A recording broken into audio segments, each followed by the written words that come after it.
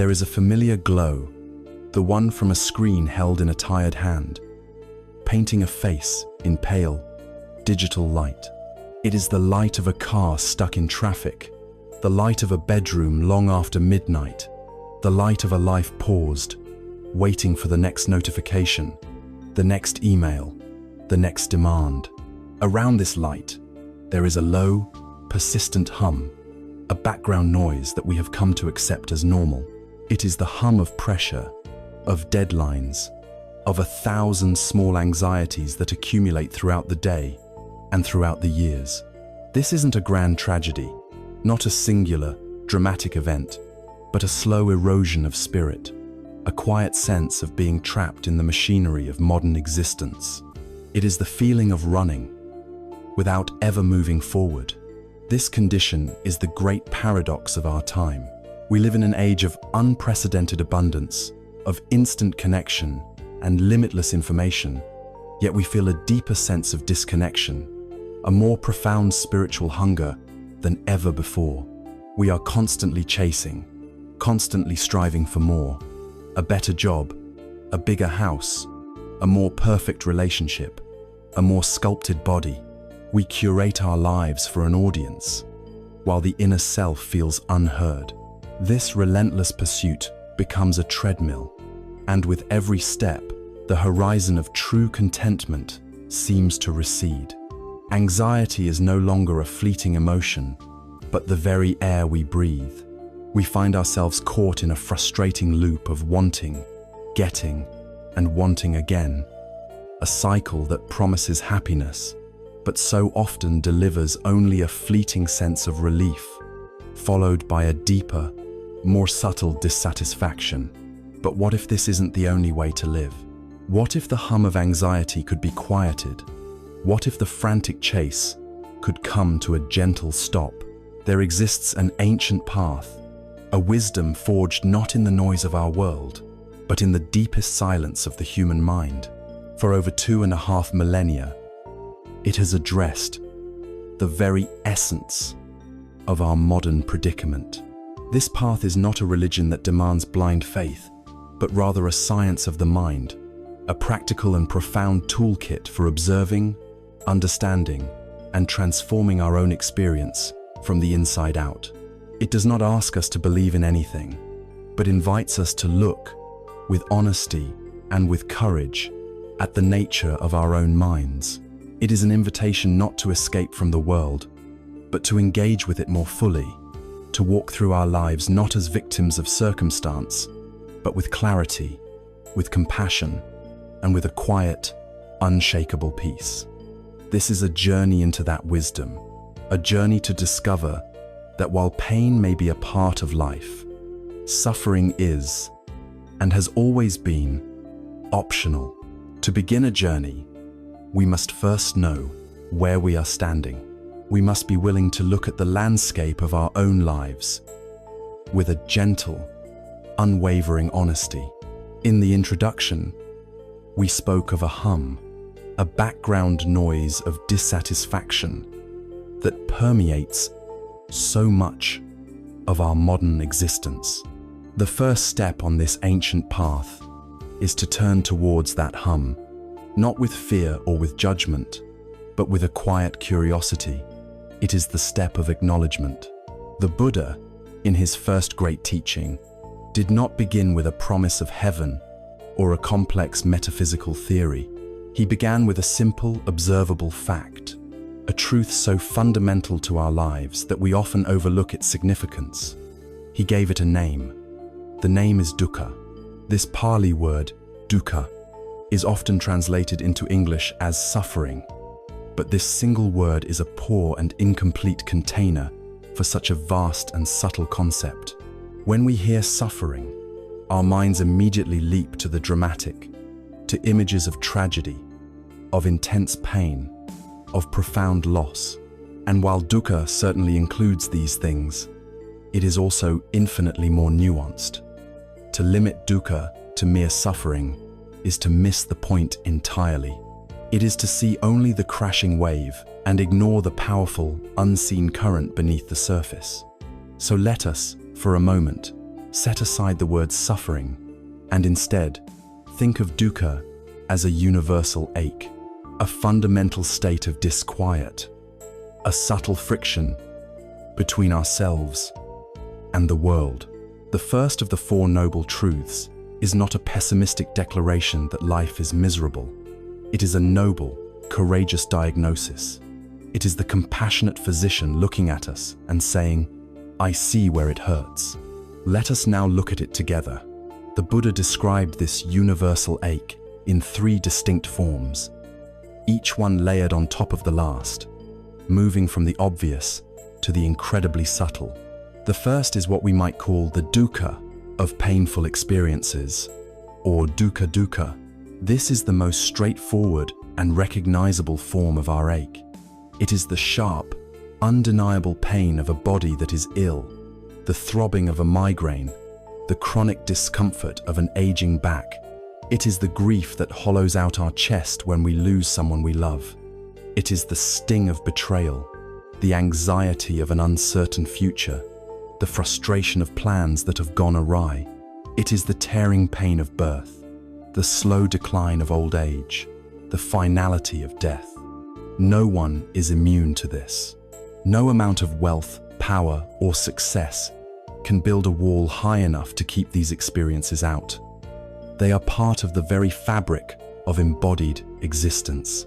To deny this reality, to pretend that we can somehow engineer a life completely free of these pains, is to live in a fantasy. The first noble truth simply asks us to acknowledge this reality, to see it without flinching. It does not ask us to wallow in it, but simply to admit its presence. It is the rain that falls on everyone, but the path of understanding goes deeper. The second form of this ache is called the dukkha of change, or viparinama dukkha. This is a far more subtle and insidious form of dissatisfaction because it arises not from our painful experiences, but from our pleasant ones. Think of a perfect summer evening, surrounded by friends, filled with laughter and warmth. It is a moment of genuine happiness. Yet, even in the midst of that joy, is there not a subtle, almost imperceptible shadow, a quiet awareness that this moment is fleeting, that it cannot be held? The party will end, the friends will go home, the warmth will fade. Our attachment to the pleasant experience, our desperate desire to make it permanent, contains within it the very seed of future pain. When the pleasure fades, as it always must, we feel a sense of loss, of disappointment. The higher the peak of pleasure, the deeper the potential valley of its absence. We chase success, and for a moment, we stand on the summit, enjoying the view. But then the fear of falling begins to creep in. We find a wonderful relationship, and yet we worry about the day it might end. This is the suffering of change. It is the pain born from our resistance to the fundamental law of the universe, that everything is impermanent. We try to build our house on the shifting sands of pleasant feelings, and we are constantly surprised and distressed when the ground moves beneath our feet. This form of dukkha teaches us that our problem is not the changing nature of life, but our clinging to things as if they were solid and permanent. This leads us to the third and most profound form of the universal ache. It is called the dukkha of conditioned existence, or sankhara dukkha. This is the background hum we spoke of earlier. It is a fundamental, existential unease that is woven into the very nature of being a separate, conditioned self. It is not tied to a specific painful event or a pleasant one that has faded. It is simply there. It is that vague feeling that something is not quite right, even when everything in our life is, on the surface, perfectly fine. It's the restlessness that keeps us scrolling through our phones, looking for something to distract us from a quiet moment. It's the low-grade anxiety that simmers beneath our daily activities.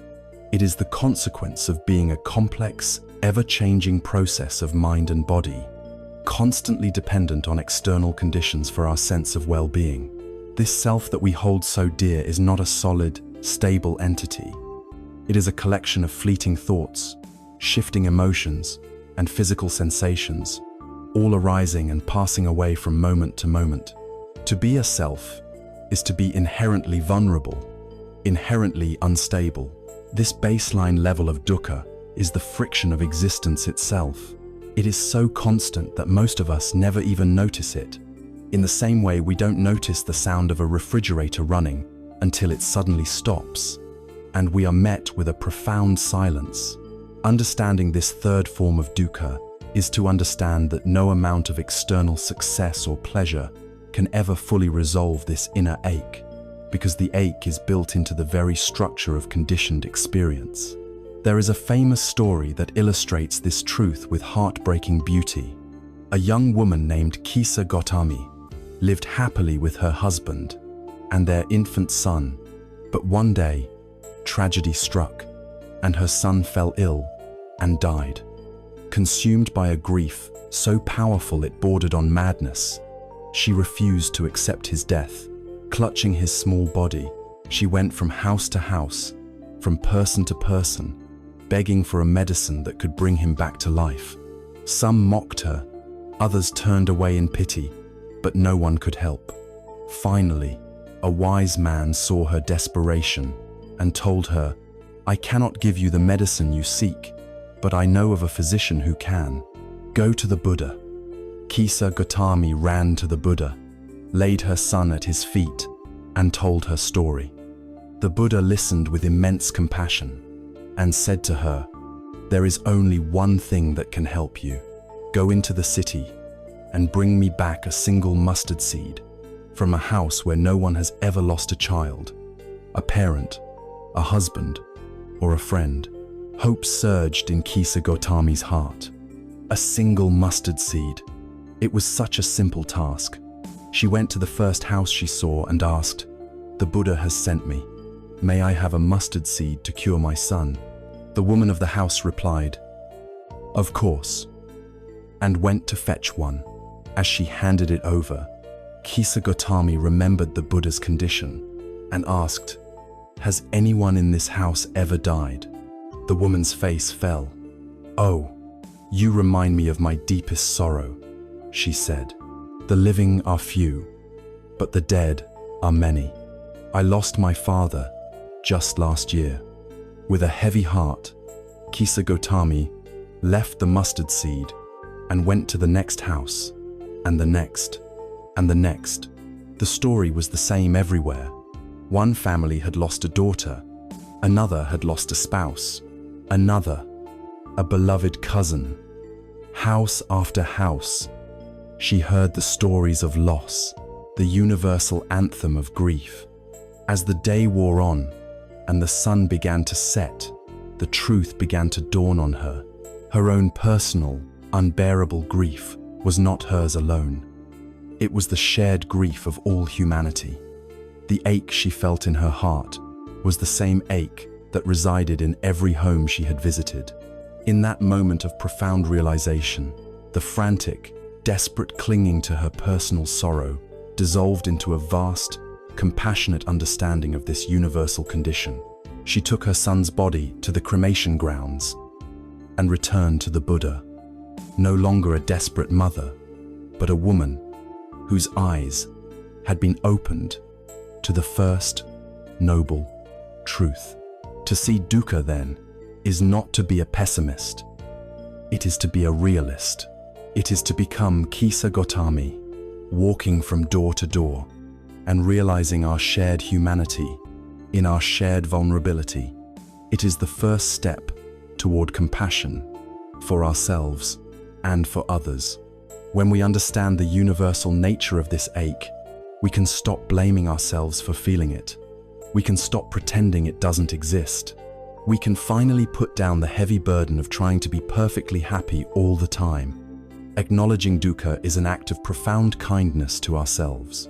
It is the most courageous and noble thing we can do, because it is the truth. And only by looking directly at the truth of our condition can we begin to ask the next, most important question. If this is the ache, this universal friction of existence, then what is its cause? Where does it come from?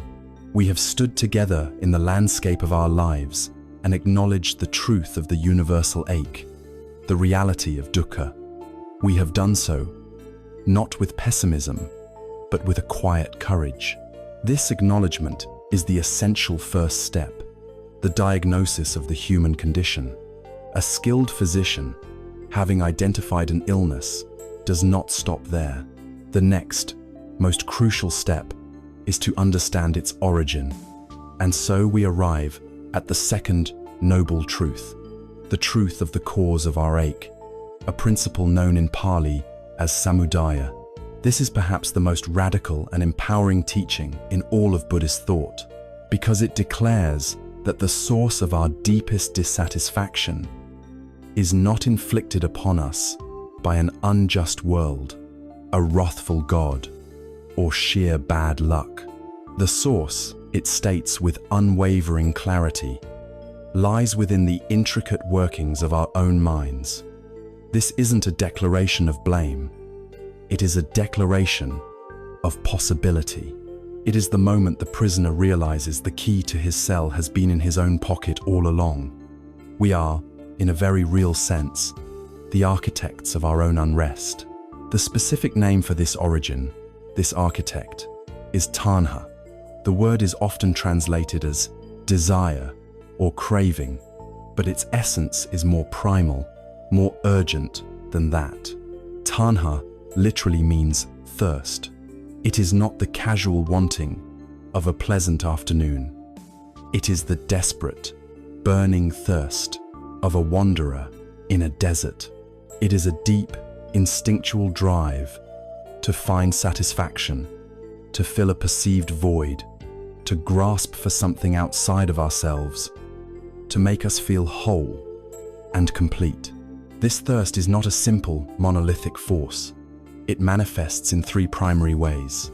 The first, and most obvious, is the thirst for sense pleasures, kama tanha. This is the endless craving for things that delight our eyes, ears, nose, tongue, and body. It is the engine of our consumer culture. It is the thirst for the next delicious meal, the next beautiful object, the next hit song, the next thrilling experience. It is the hypnotic pull of the infinite scroll, each new image promising a tiny spark of pleasure, a momentary distraction from our underlying unease. We chase these pleasures, believing they will quench our thirst, but they are like salt water. The more we drink, the thirstier we become. Each satisfaction is fleeting, leaving behind an aftertaste of wanting more, creating a restless, insatiable cycle. The second form of this thirst is more subtle and deeply tied to our ego. It is bhava tanha, the thirst for existence, for becoming. This is the deep-seated craving to be someone, to establish a solid, permanent, and impressive identity. It is the hunger for fame, for status, for recognition. It is the desire to leave a legacy, to have our name carved in stone, to prove that we were here, that we mattered. We construct an elaborate story of me, and we crave experiences and affirmations that will reinforce this story. We want to be seen as smart, as successful, as righteous, as loved. This thirst for becoming is what drives us to compare ourselves to others, to feel envy, to feel pride. It is a constant, exhausting project of self-construction, a desperate attempt to solidify what is, by its very nature, a fluid and ever-changing process. It is the thirst to be a fixed noun in a world of verbs. The third form of thirst is perhaps the most misunderstood. It is vibhava tanha, the thirst for non-existence, for annihilation. This may sound like a desire for death, and in its most extreme form, it can be. But more commonly, it is the craving to escape, to numb out, to make an unpleasant experience simply go away. When the pain of existence becomes too acute, this thirst arises. It is the desire to check out. It is the impulse that leads to binge-watching a series for 8 hours to avoid a difficult feeling. It is the drive behind substance abuse, the craving to drink or drug oneself into oblivion, to silence the relentless chatter of the mind. It is the subtle wish that we could just press a button and erase a painful memory, a deep regret, or a persistent fear. It is the desire to annihilate the feeling, the situation, or even the self that is experiencing the pain. It is the thirst for a void, for an end to the friction of being. All three of these thirsts for pleasure, for becoming, and for oblivion are the engine that generates the momentum of dukkha. But what is the fuel for this engine? Where does this all-consuming thirst come from? The Buddha identified 3 fundamental sources, known as the 3 poisons, which lie at the very root of the mind. They are the soil from which all our troubles grow. The first poison is greed, or lobha. It is the energy of pulling toward, of wanting, of grasping. It is the clenched fist of the mind. It is the voice that whispers more, mine, I need. The second poison is aversion, or hatred, dosa.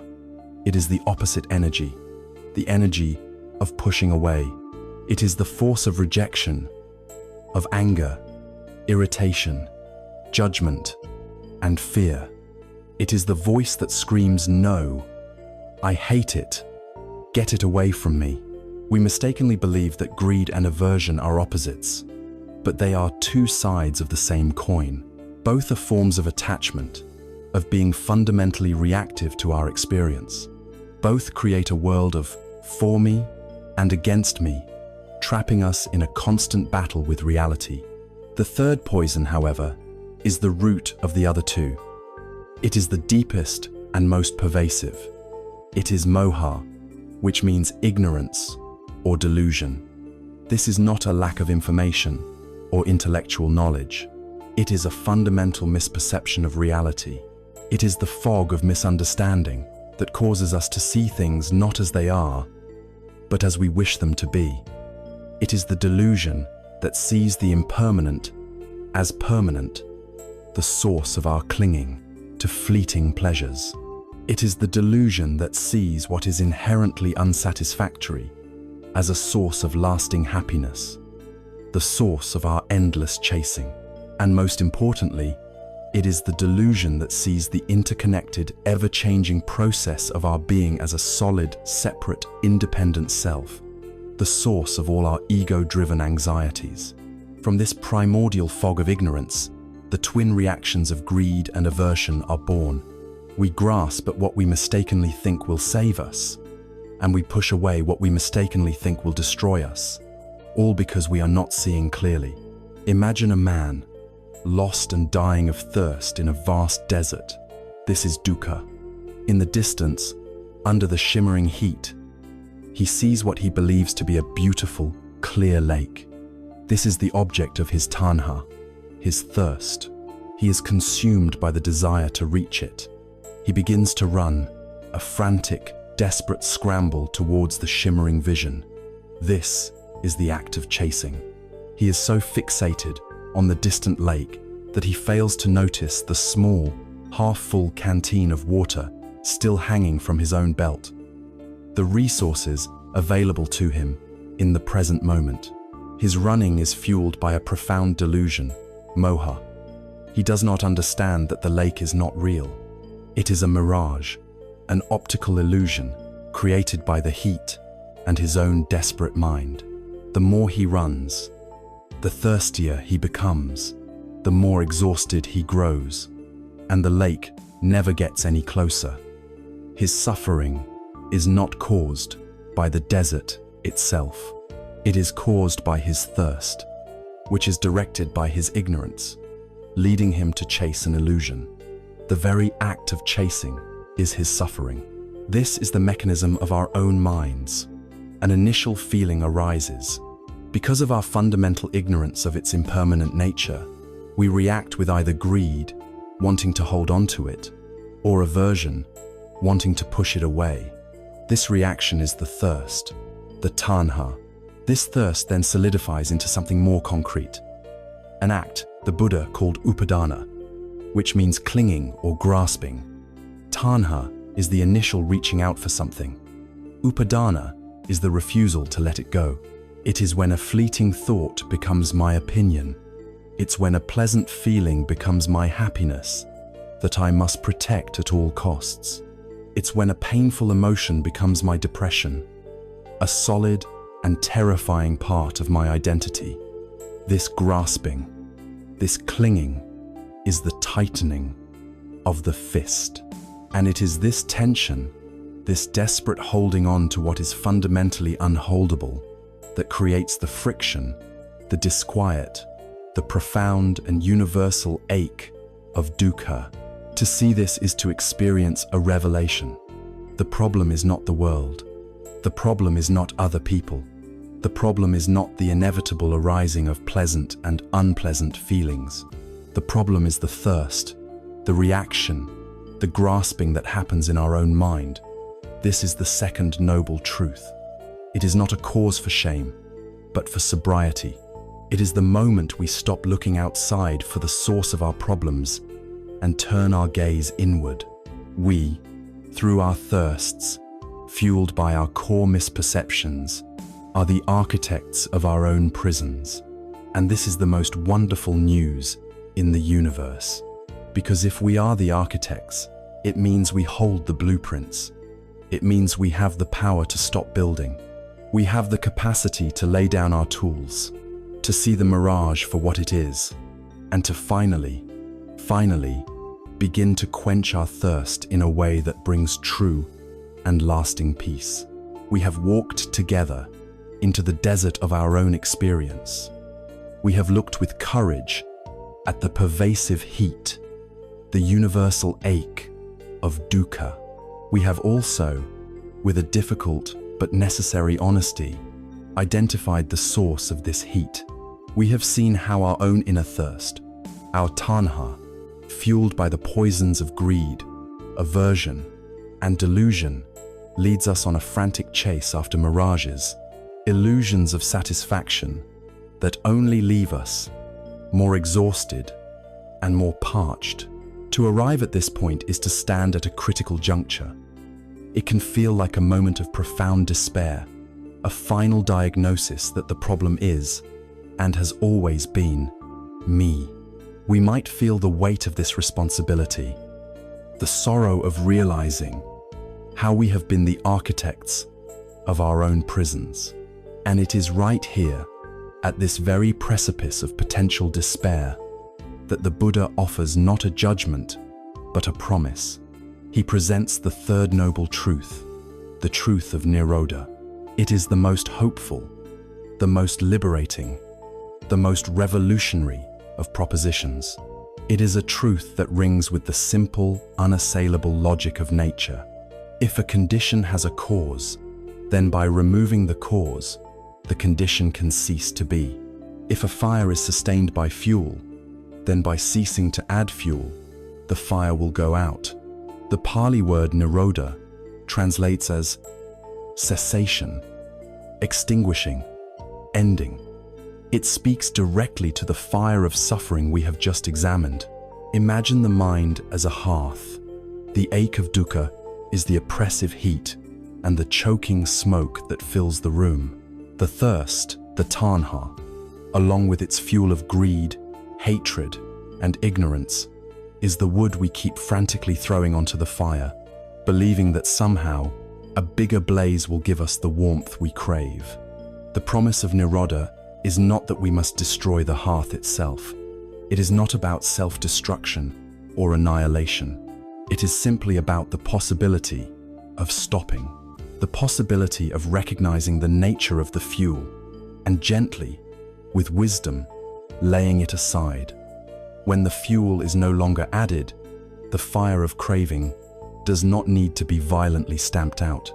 It simply, naturally, gracefully burns itself out. The flames subside, the smoke clears, the oppressive heat dissipates, And what is left? Not a cold, empty void. What is left is a profound and spacious calm, a cool, quiet clarity. The hearth remains, but it is no longer a source of torment. It is a space of peace. Nirodha is the unbinding of the mind from the frantic cycle of craving and reaction. It is the great release. This state of ultimate release is often known by another name, a word that is famous throughout the world, yet is almost universally misunderstood. That word is Nirvana. For many in the West, Nirvana is a vague concept, colored by rock bands and pop culture. It is often imagined as a kind of blissful, cloud-filled heaven, a paradise one goes to after death, as a reward for a good life. Or it is imagined in the opposite way, as a nihilistic extinction, a complete snuffing out of consciousness into a state of absolute nothingness. The Buddha's teaching on the matter corrects both of these misconceptions. Nirvana is not a place. You cannot find it on a map or travel to it with an airplane. It is not a posthumous reward. It is a state of being, a quality of mind that is accessible to us in this very life, in this very body, right here and right now. It is the living experience of Nirodha, the direct seeing of the cessation of our inner turmoil. Furthermore, it is not the annihilation of the self. It is the annihilation of the delusion of the self. It is the extinguishing of the poisons that corrupt the mind. Think of a dirty glass of water. To purify the water, you do not destroy the glass. You simply filter out the mud, the sediment, the impurities. What remains is not nothing.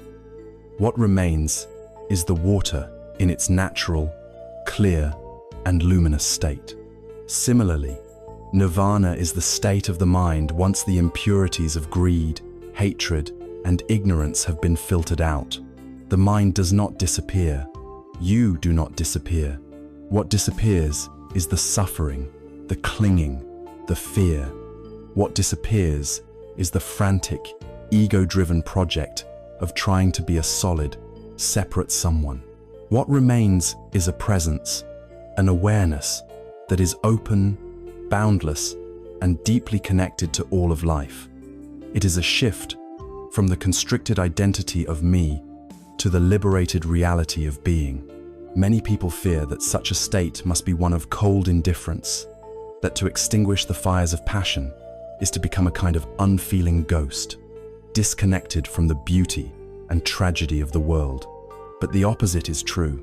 When our relationship with the world is no longer mediated by our own selfish needs, our constant wanting and not wanting, we can finally experience life as it truly is.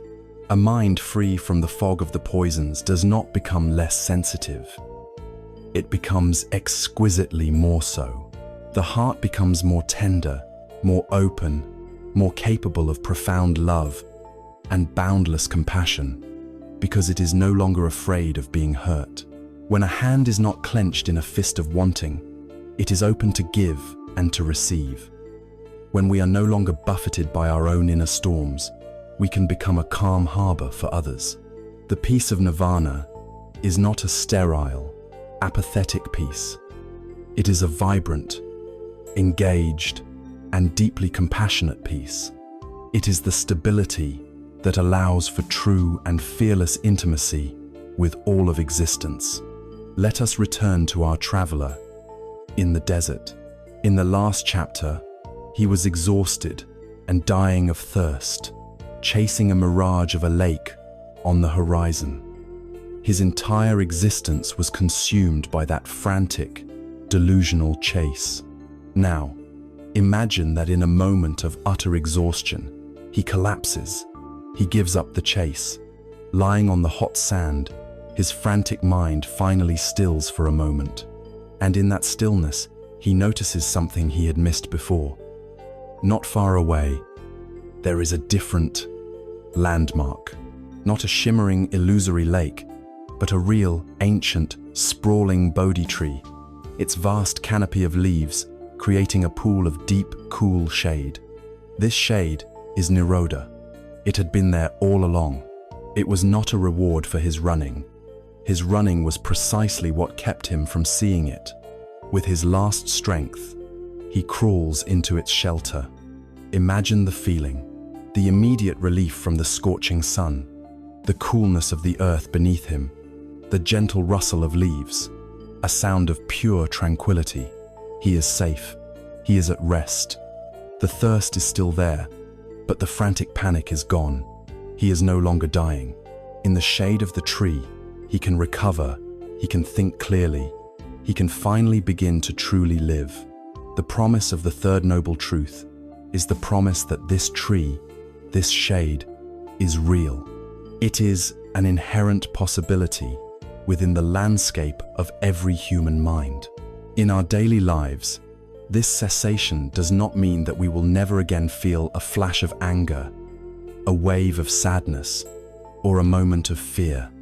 The weather of the world will continue to produce wind and rain. Nirodha is not about controlling the weather. It is about becoming the mountain. The mountain feels the storm. It is washed by the rain and battered by the wind, but it is not shaken. It is not moved. Its fundamental stability is untouched. The cessation of suffering means that anger can arise without solidifying into the poison of hatred. Sadness can be felt without spiraling into the black hole of despair. Fear can be acknowledged without becoming the paralysis of anxiety. A space opens up in the mind, a buffer zone of wise, calm awareness between the event and our reaction to it. In this space, we find our freedom. We are no longer a puppet, jerked around by the strings of our habitual reactions. We become the calm witness to the play of life, able to act with wisdom and compassion rather than from a place of blind compulsion. This is the great promise that sits at the very heart of the Buddhist path. It is a radical statement of optimism. It is a profound vote of confidence in the innate capacity of every human being. The same mind that has the power to construct the intricate, nightmarish labyrinth of its own suffering also holds the master key to unlock every door and walk out into the open air of freedom. It tells us that peace is not an accident. It is not a matter of grace. It is a natural law. When the causes and conditions for suffering are removed, suffering ceases. It is as simple and as profound as that. The heat of the fire dies down when the fuel is withdrawn. The traveler finds rest when he ceases to chase the mirage. And so we are left here, in the cool shade of this profound possibility, with a single, urgent question now burning in our hearts. If this peace, this freedom, this cessation is real and truly attainable, then what is the path that leads to it? What are the steps that take us out of the desert and into the shade of the tree for good? We have arrived at a place of profound hope. We stand in the cool shade of the third noble truth, bathed in the promise that an end to our deepest dissatisfactions is not only possible, but is an innate potential within our own minds. The fire of suffering can be extinguished. This knowledge is a great comfort, a balm for a weary heart. But a promise, however beautiful, is not a plan. A destination, however inviting, is not a path. And so, we now turn from the what to the how. We turn to the fourth noble truth, the practical, step-by-step blueprint for walking out of the desert and into the shade for good. This is the path the Buddha himself walked, and it is known as the Noble Eightfold Path. It is not a linear sequence of steps to be completed one after the other, but rather 8 interwoven aspects of a whole and integrated way of life, like the strands of a single, strong rope that can pull us to freedom. The journey does not begin with a grand gesture, a strenuous action, or a solemn vow. It begins with something far quieter, yet more fundamental. It begins with sight. The first element of this path is called samadhi, or right view. Before we take a single step on any journey, we must first know which direction we are facing. We need to have a clear view of the landscape, a reliable map of the territory. To set off in the wrong direction, no matter how much energy and enthusiasm we have, will only lead us further astray. Right view is the map. It is the compass. It is the act of clearing the fog of our own confusion so that we can see the terrain of reality as it truly is, not as we wish it to be or fear it to be. It is essential to understand what right view is not. It is not a set of dogmas to be accepted on blind faith. The Buddha had little interest in followers who simply believed what he said. He was a guide, not a god. He repeatedly encouraged his students to question his teachings, to test them against their own experience, to become a lamp unto themselves. Right view is not about converting to a religion called Buddhism or memorizing ancient scriptures. It is the difference between reading a detailed description of water and actually feeling its coolness on your skin. The path is not about collecting descriptions. It is about direct experience. Therefore, right view is best understood as a working hypothesis, a lens that we are invited to look through and to see for ourselves if the world does not become clearer, more coherent, and more navigable. The first foundational element of this clear seeing is a practical understanding of karma. This word, like nirvana, is heavy with cultural baggage.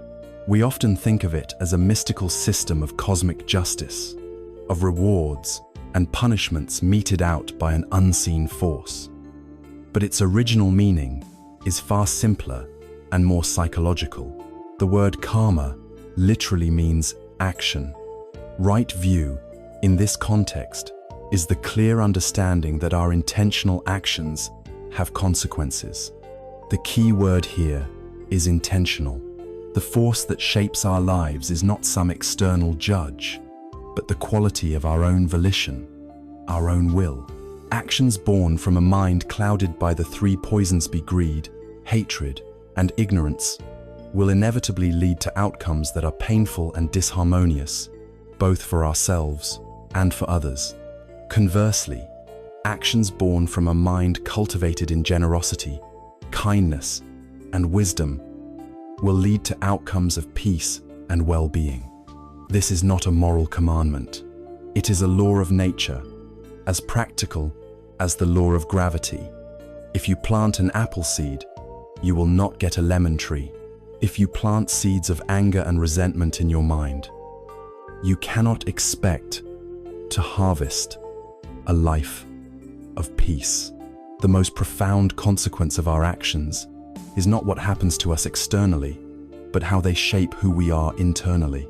Every time we act out of anger, we strengthen the habit of anger within us. Every time we choose a moment of patience, we cultivate the ground of our own inner peace. We are, from moment to moment, sculpting our own minds and character through the quality of our intentions. This is karma. It is the recognition that we are the primary cause in our own lives. To illustrate the difference between a wrong or incomplete view and a right view, there is a timeless parable. A king brought before a group of men who had been blind from birth a great elephant. He asked them to touch the animal and describe what it was. The first man, who touched the elephant's thick, sturdy leg, declared, "An elephant is like a great pillar." The second, who grasped the sharp, smooth tusk, argued, "No, you are wrong. An elephant is like a spear." The third, who held the long, winding trunk, said, "You are both fools. An elephant is clearly like a great snake." Another, who felt the broad, leathery ear, was convinced it was a kind of fan, and the man who held the tail insisted it was like a rope. A fierce argument broke out, each man absolutely certain of his own partial experience, and absolutely certain that everyone else was wrong. Their views were not lies, they were simply incomplete. They mistook a small part for the whole.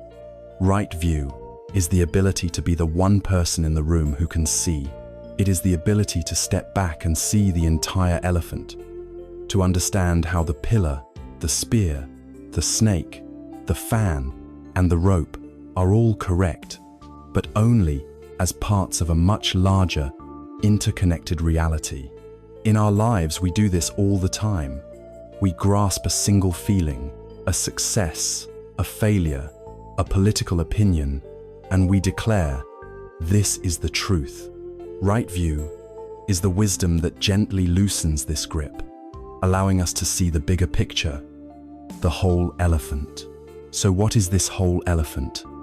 What is the landscape of reality that right view reveals? It is characterized by three fundamental truths, known as the three marks of existence. The first is anicca, or impermanence. Nothing is static. Everything is in a constant state of flux. Our bodies are changing with every breath. Our thoughts and feelings are a fleeting parade, marching through our awareness.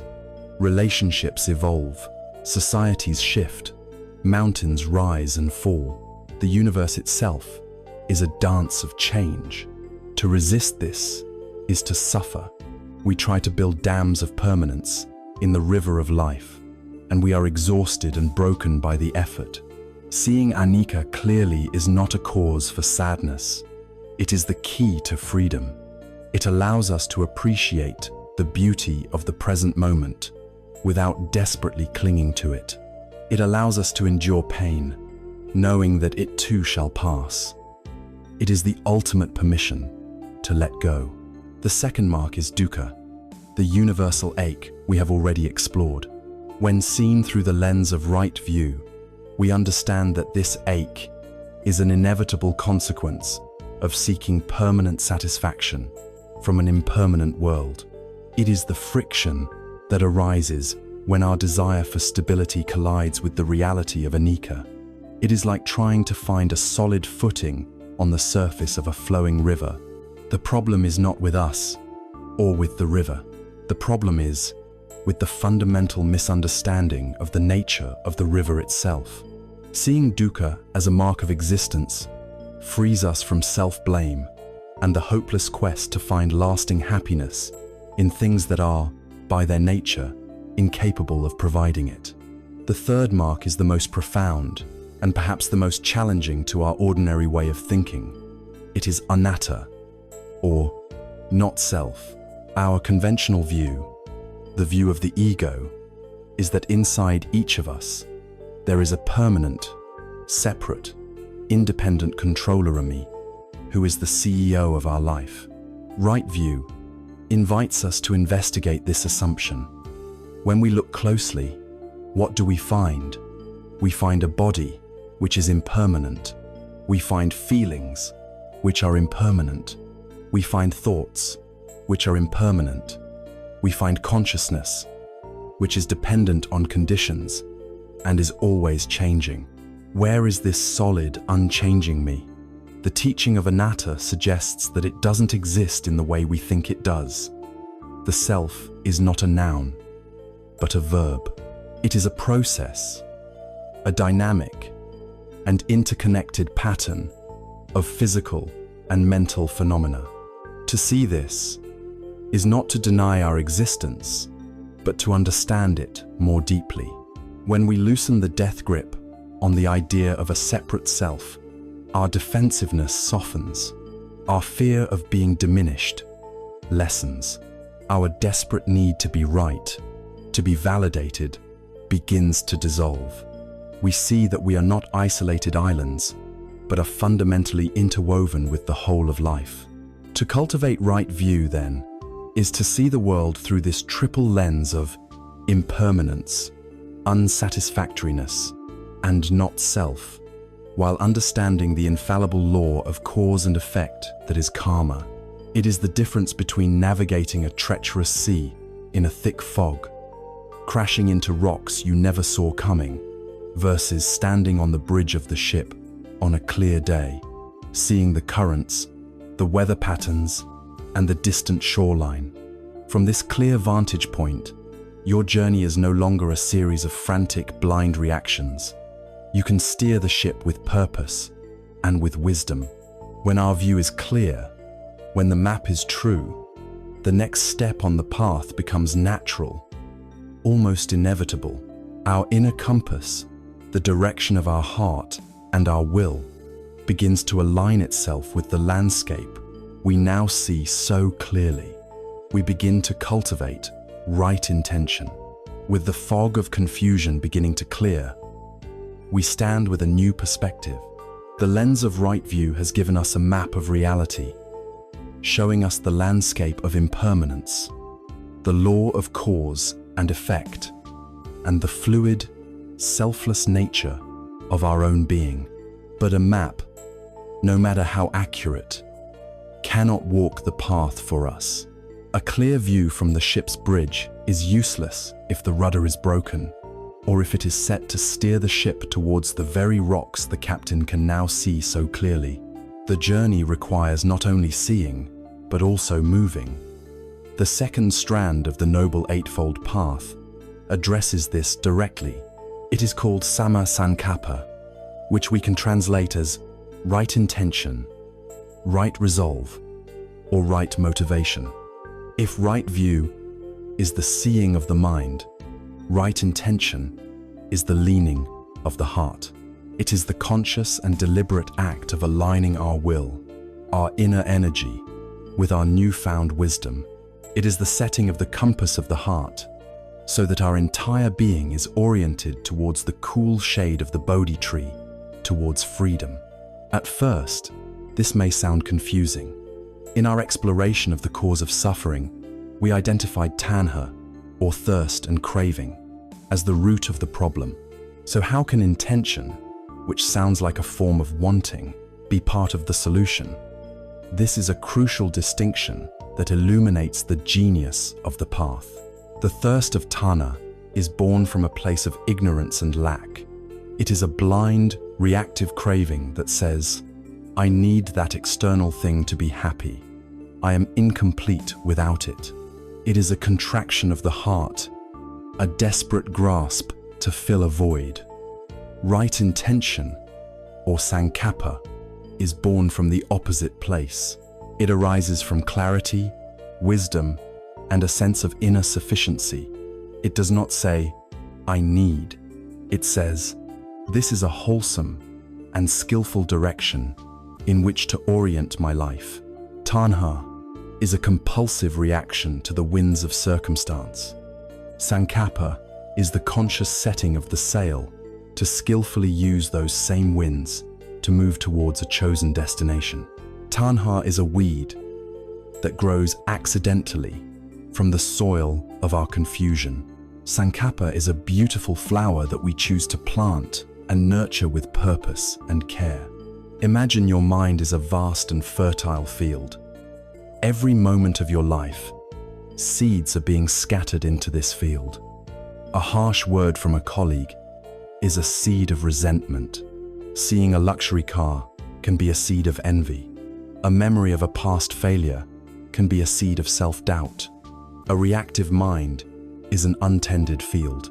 It allows any and every seed to take root until the entire landscape is choked with the thorny weeds of anger, jealousy, and despair. To practice right intention is to become a conscious gardener of your own heart. It is the decision to no longer be a passive receptacle for whatever seeds the world throws at you. Instead, you learn to look at the seeds. You recognize the seeds of the three poisons for what they are, seeds of future suffering, and you make a conscious choice not to water them. Instead, you deliberately choose to cultivate other seeds. You plant the seeds of kindness, the seeds of clarity, the seeds of patience, the seeds of letting go. You tend to them, you nurture them, you give them the light of your attention. This is not about suppressing the weeds, which is an exhausting and futile task. It is about actively and joyfully cultivating a garden so vibrant and beautiful that the weeds simply have no space or light in which to grow. The Buddha taught that this conscious cultivation focuses on three main types of right intention, each one acting as a direct and powerful antidote to one of the three poisons. The first is the intention of renunciation, or nekkhamma. This word can sound severe to our modern ears, evoking images of harsh self-denial, but it is better understood as the intention of letting go, of unburdening oneself. It is the direct antidote to the poison of greed and clinging. Having seen through right view that impermanent things cannot provide lasting happiness, we now cultivate the intention to loosen our grip on them. Imagine you are on a long pilgrimage, and you realize you have been carrying a heavy backpack filled with rocks. The rocks represent our attachments to possessions, to status, to being right, to specific outcomes. You believed you needed them, but now you see they are just weighing you down, making the journey painful and exhausting. The intention of renunciation is the joyful, intelligent decision to open the backpack and let the rocks fall to the ground. It is not a loss, it is a profound relief. It is the inner resolve to find happiness not in accumulating more, but in wanting less.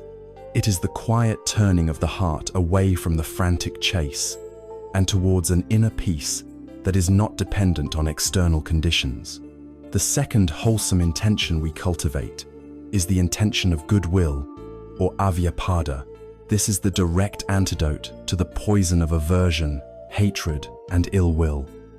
It is the steady, conscious decision to meet the world, not with a closed fist of judgment, but with an open hand of kindness.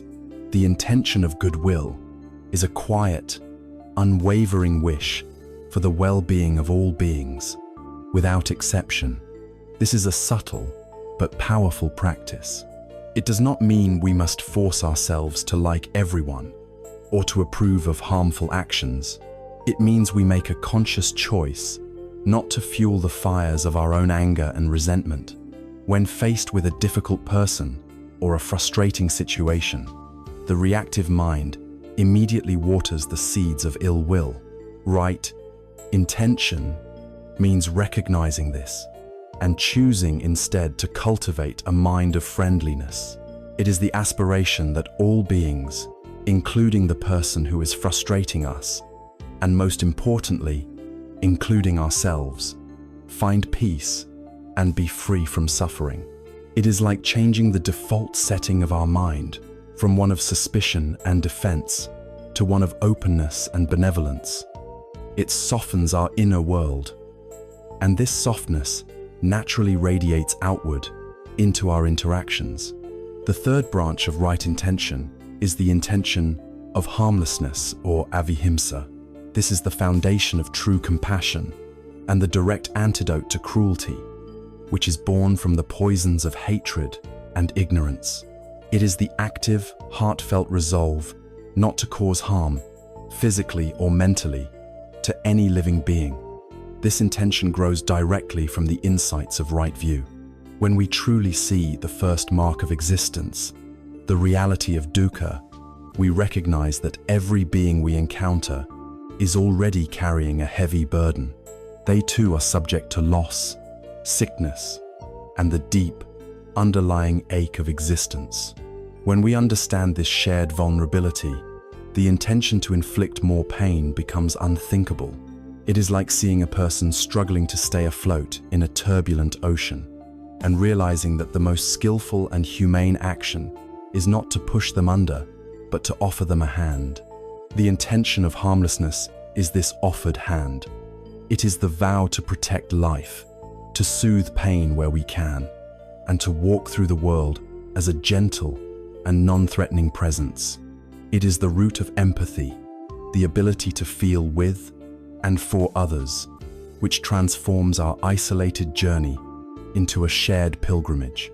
These three intentions of letting go, of goodwill, and of harmlessness are not three separate things to practice. They are three facets of a single, luminous orientation of the heart. They are the true north on our inner compass.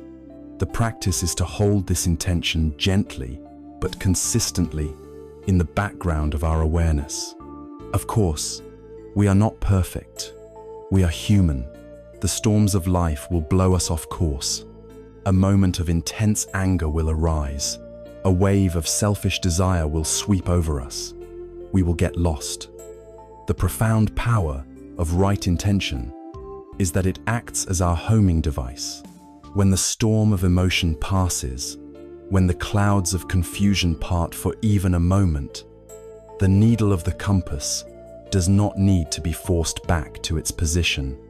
It settles there, naturally. Our underlying commitment to kindness and clarity gently but persistently pulls us back to the path. It provides the resilience, the inner guidance system that allows us to navigate the inevitable challenges of the journey. With our view now clear and our intention firmly set, the energy we have cultivated in the inner world must begin to find expression. The journey must move from thought and resolve into the world of lived experience. And the very first, most immediate, and most powerful bridge between our inner state and our outer world is the one we build with our breath and our voice. It is the bridge of our speech. With our view of reality clarified and the compass of our heart intentionally set towards letting go, goodwill, and harmlessness, we arrive at the first great testing ground of our practice.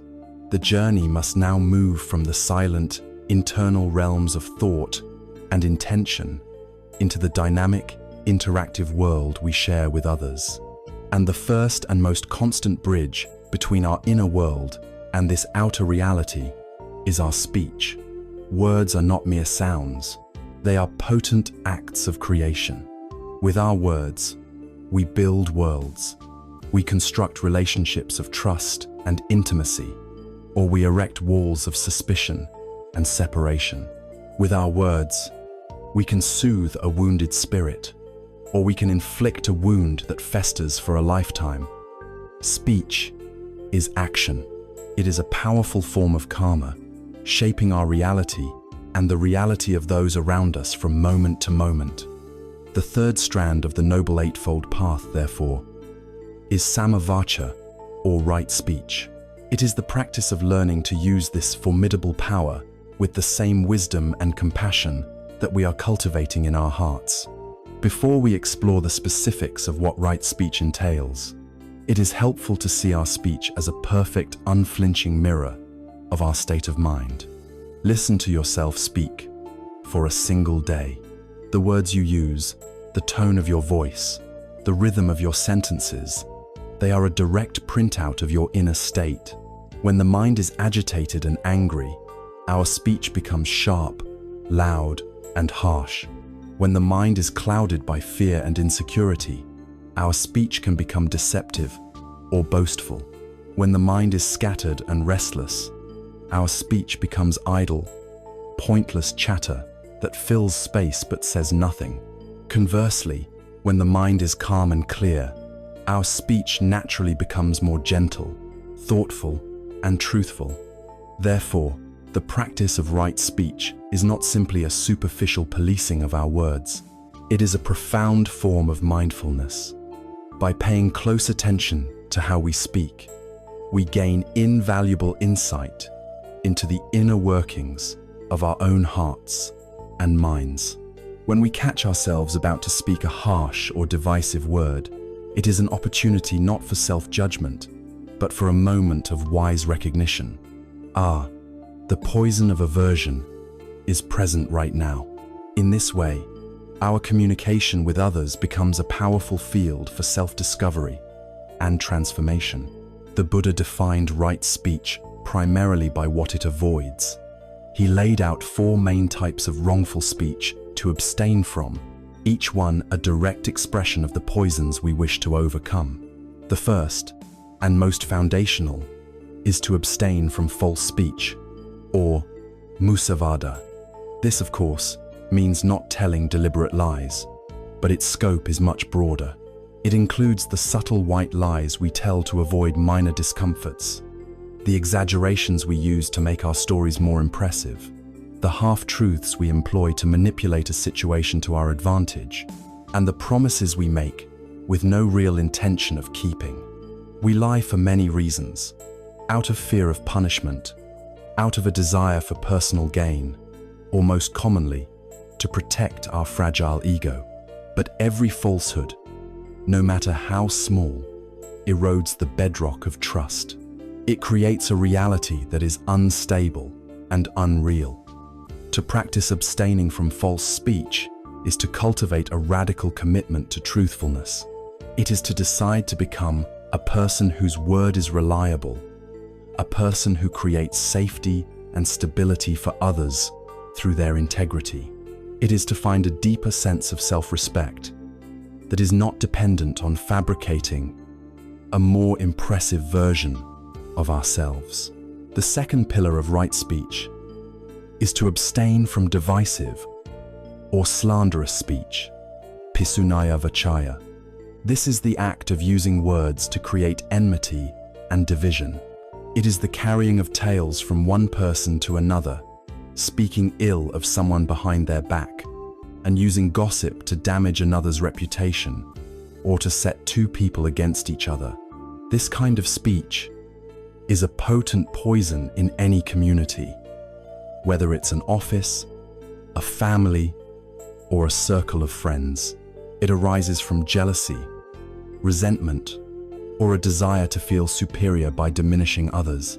It creates an atmosphere of suspicion and disharmony, turning potential allies into perceived enemies. The antidote is to cultivate speech that promotes harmony and reconciliation. This means that when we are tempted to speak ill of another, we pause. We might choose to speak instead of their good qualities, or to try to understand the difficulties that may be causing their unskillful behavior. Or, most powerfully, we simply choose to say nothing at all. We make a conscious decision not to be a conduit for poison, and instead to use our words, when possible, to mend fences and build community. The third form of wrongful speech to abandon is harsh speech, farusaya, vahasaya. This is speech as a weapon. It includes cursing, insults, name-calling, yelling, sarcasm intended to sting, and any form of verbal abuse. Harsh speech is the audible manifestation of anger and aversion. It is the poison of dosa made manifest in sound waves. Its only purpose is to inflict pain, to punish, to dominate. The wounds it creates can be deeper and last longer than many physical injuries. The practice of abstaining from harsh speech is a direct application of the intention of harmlessness. It is the training of learning to feel anger without allowing it to hijack our voice. It is the cultivation of a gentle strength, the ability to express disagreement, to set boundaries, or to communicate our own pain without resorting to verbal violence. The antidote is to consciously cultivate speech that is gentle, kind, and affectionate. It is to learn to speak to others, especially in moments of conflict, with the same care we would use to handle a precious and fragile object. The fourth and final pillar is perhaps the most subtle, and for many of us, the most pervasive habit to overcome. It is abstaining from idle chatter, samphapalapa. This is pointless, aimless talk. It is gossip that is not necessarily slanderous, but is simply meaningless. It is endless speculation about things we know nothing about. It is the habit of filling every available pocket of silence with noise, simply because silence makes us uncomfortable. While it may seem harmless, idle chatter has a dissipative effect on the mind. It scatters our mental energy, encourages mindlessness, and weakens our capacity for deep focus and meaningful connection. When we are constantly talking about nothing, we have no space to listen to others or to ourselves. The antidote is to cultivate purposeful speech. This doesn't mean we must always be serious and solemn. There is great joy in playful, light-hearted conversation, but it means we bring an intention to our communication. We speak when we have something beneficial, truthful, and kind to say. This leads to a crucial fifth aspect of right speech, which is the wisdom of knowing when not to speak at all. This is noble silence. Noble silence is not the awkward, empty silence of people who have nothing to say to each other. It is a rich, powerful, and communicative presence. It is the silence of deep listening, when we give another person the rare and precious gift of our full, undivided attention. It is the silence of restraint, when we refrain from adding our own opinion to a heated argument, allowing it to cool down on its own. It is the silence of wisdom, when we recognize that our words would not be helpful or welcome at that moment. In our noisy, hyper-connected world, the deliberate practice of noble silence can be one of the most healing forms of speech we can offer. As a practical tool, we can use a simple filter before we speak. We can pause for just a moment and ask ourselves 4 questions. Is what I am about to say true? Is it kind? Is it beneficial or necessary? And is this the right time to say it? If the answer to any of these questions is no, then perhaps noble silence is the most skillful response. This practice slows us down, it pulls us out of our reactive habits, and it places the responsibility for our impact squarely in our own hands. In every conversation, in every interaction, we stand at a crossroads. We can use our words to add to the sum total of confusion, separation, and pain in the world. Or we can use them to build bridges of trust, to foster harmony, to express kindness, and to heal. With our speech now consciously aligned with our heart's deepest intentions, the path of practice naturally expands, moving from the words we speak to encompass the entirety of our physical engagement with the world. We now turn to the deeds of the body, to the path of right action. Having set our inner world in order, with a view that is clear and an intention that is kind, the path now calls us to broaden the scope of our practice. From the realm of speech, we move to the realm of the body. Our physical actions are the most tangible way we interact with the world. They are the final, concrete expression of our thoughts and intentions, the point at which the inner becomes outer. Every action we take, from the smallest gesture to the most significant deed, sends a ripple out into the world, an echo that eventually finds its way back to us, shaping our experience and the landscape of our mind. This is the 4th strand of the path, Samma Kammanta, or right action. It is the art and science of ensuring that our physical deeds are a true and beautiful reflection of the wisdom and compassion we seek to cultivate within. It is the practice of living in a way that our body becomes a vehicle for peace, not for harm. Before we explore the specifics of right action, it is crucial to reframe our understanding of ethics itself. In the West, we often view ethics and morality as a set of rules imposed from the outside by a god, by society, by a philosophical system, which we are obligated to follow in order to be considered a good person. The Buddhist approach is fundamentally different. It is deeply psychological. The ethical guidelines of the path are not commandments to be obeyed out of fear of punishment.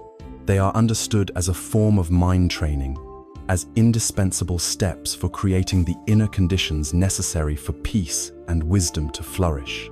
Think of it this way: it is impossible to sit in quiet meditation when your mind is a raging storm of guilt, remorse, anxiety, and fear. And what causes these storms? Very often, it is our own unskillful actions.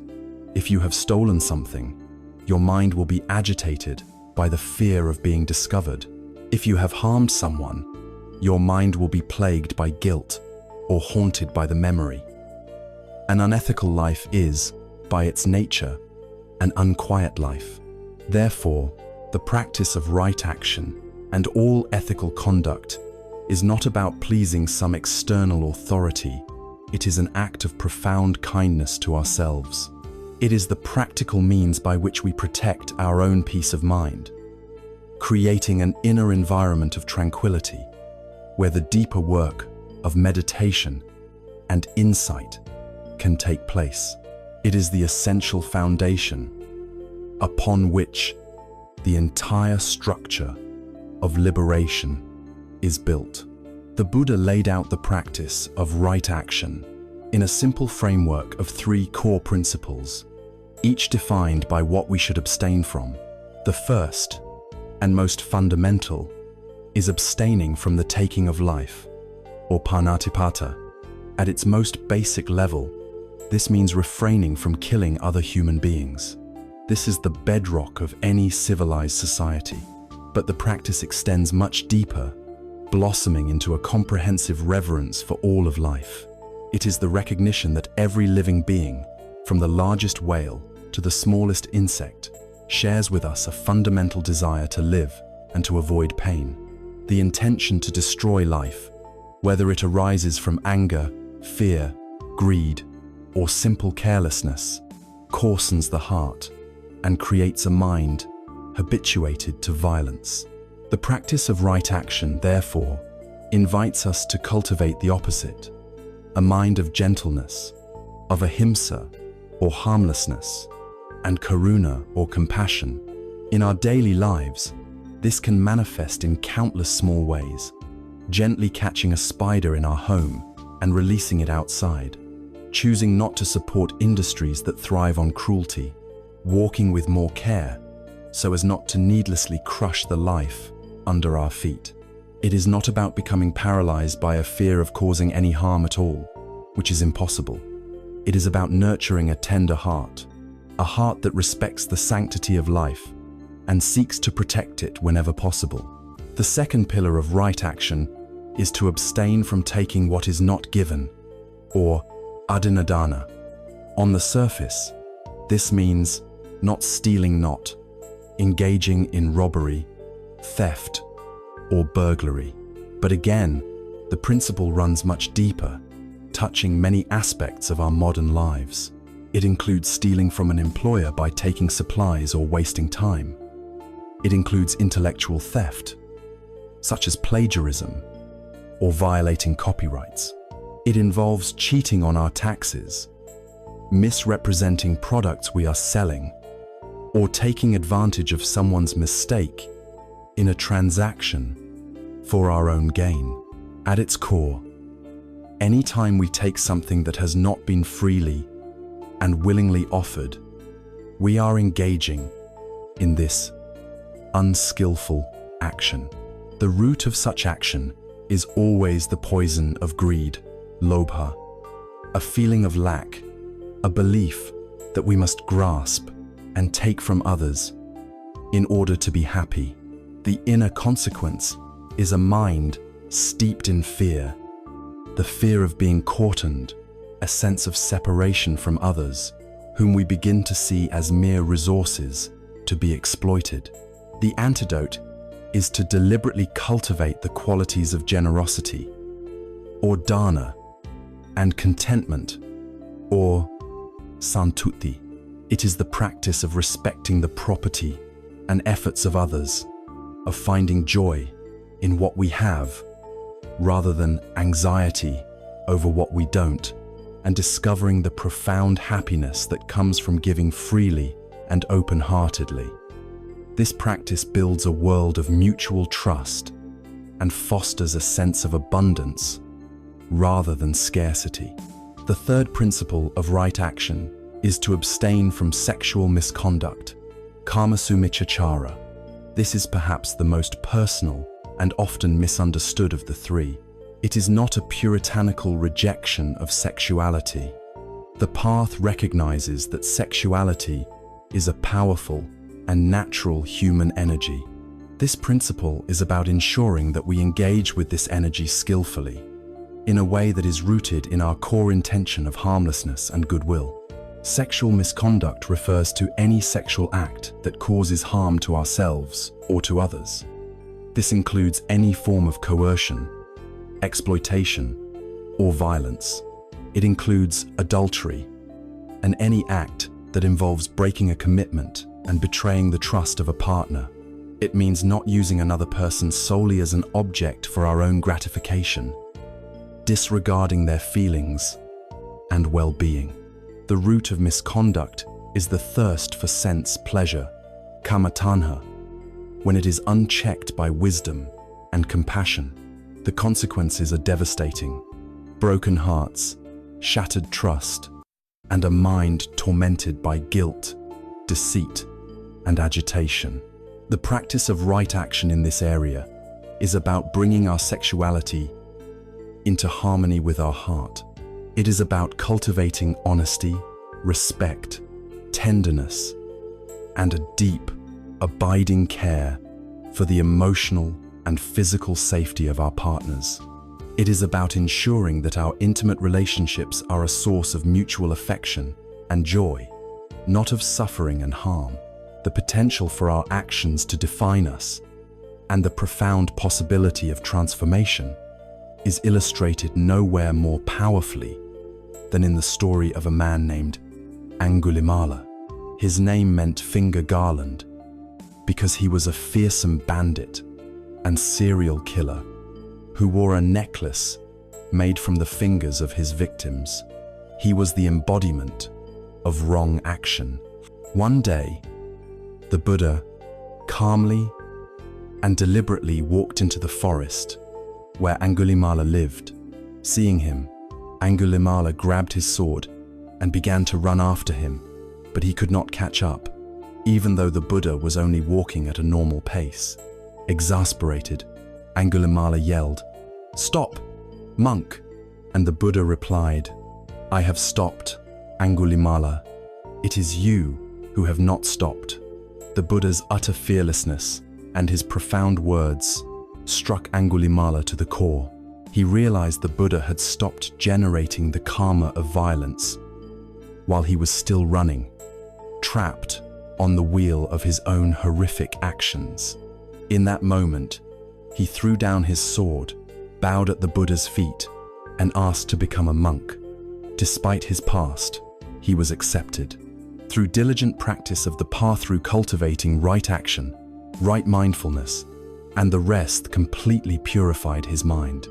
He became a gentle, enlightened saint, an arahant, revered by all.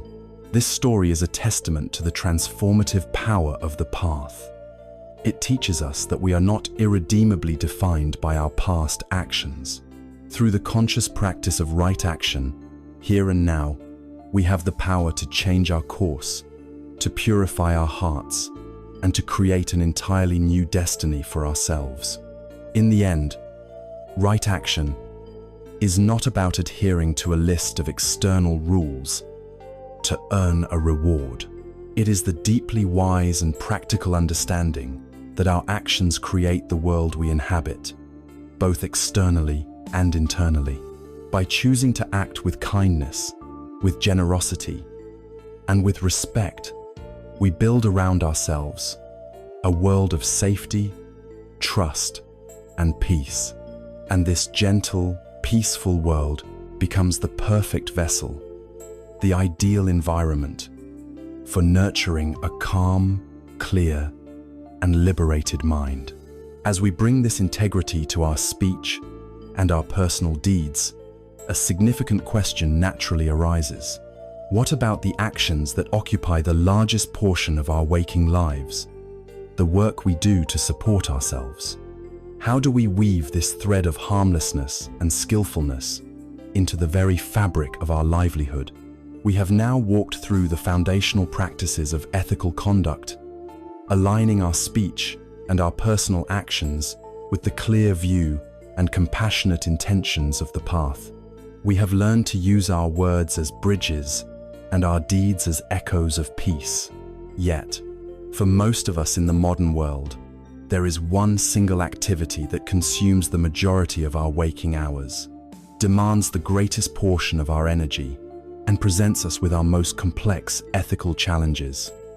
This is our work, our livelihood. For many, work is a source of profound stress, a part of life that feels separate from, and often in direct conflict with, our spiritual aspirations. It is the real world, where we feel we must compromise our values simply to survive. The fifth strand of the Noble Eightfold Path directly addresses this dilemma, offering a radical reframing of our professional lives. It is called Samma Ajiva, or right livelihood. It is the crucial teaching that insists our work need not be an obstacle to our peace, but can, in fact, become a powerful and integral part of our practice. The underlying principle of right livelihood is a direct extension of right action. Our means of supporting ourselves should not cause harm to ourselves or to other beings. It is the recognition that we cannot compartmentalize our lives. We cannot spend 8 hours a day engaged in actions that contradict our deepest values and then expect to find peace and clarity in our few hours of leisure. If your job requires you to violate the principles of right speech by being deceptive, or to violate the principles of right action by exploiting others, it will inevitably create a deep fracture within your psyche. This inner conflict is a constant source of stress, guilt, and agitation, making the cultivation of a calm and concentrated mind nearly impossible. Right livelihood is, therefore, the practice of seeking an integrated life. A life where the person who goes to work is the same person who sits in meditation. A life where our ethics are not left at the office door. It is about striving to make our entire life a seamless expression of our practice. In his teachings, the Buddha was very specific, naming 5 types of livelihood that are inherently unskillful and should be avoided by anyone serious about the path. The first is dealing in weapons, a livelihood based on creating and distributing the tools of violence directly contributes to suffering and death. Its ultimate purpose is to harm. To profit from this is to profit directly from the perpetuation of conflict and fear. The second is dealing in living beings. In the Buddha's time, this referred to the slave trade and the raising and transporting of animals for slaughter. It is the act of treating a sentient being, human or animal, as a mere commodity, a thing to be bought and sold for profit, thereby profiting from their bondage and suffering. The third is dealing in meat, specifically the business of raising animals for slaughter, butchery, and the large-scale production of flesh. This is about the direct, occupational involvement in the act of killing for a living. The fourth is dealing in poisons, creating or distributing any substance whose primary purpose is to kill or harm life. And the fifth is dealing in intoxicants, such as alcohol or addictive drugs, which cloud the mind, lead to heedlessness, and are the cause of immense suffering for individuals and society. It is easy to look at this ancient list and feel that it does not apply to our modern, complex lives. Most of us are not arms dealers or slave traders, but to dismiss this teaching is to miss its profound and timeless spirit.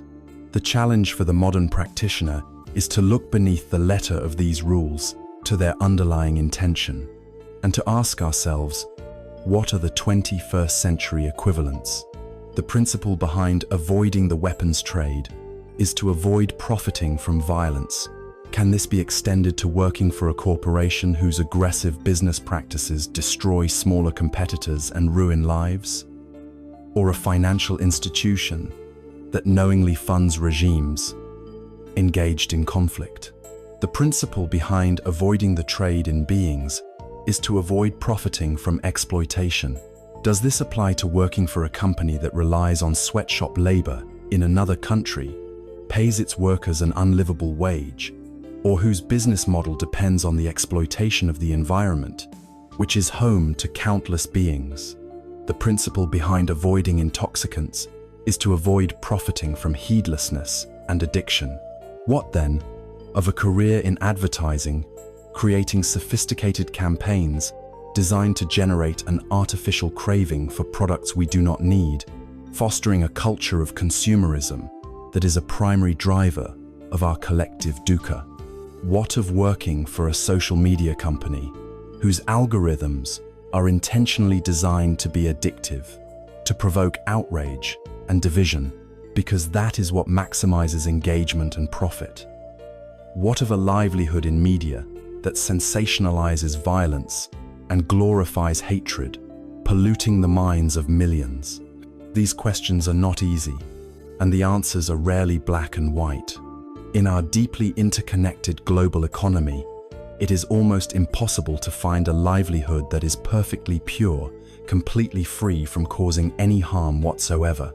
The practice of right livelihood, therefore, is not about achieving an impossible perfection, or about feeling guilty for the work we must do to support our families. It is about intention. It is about honesty.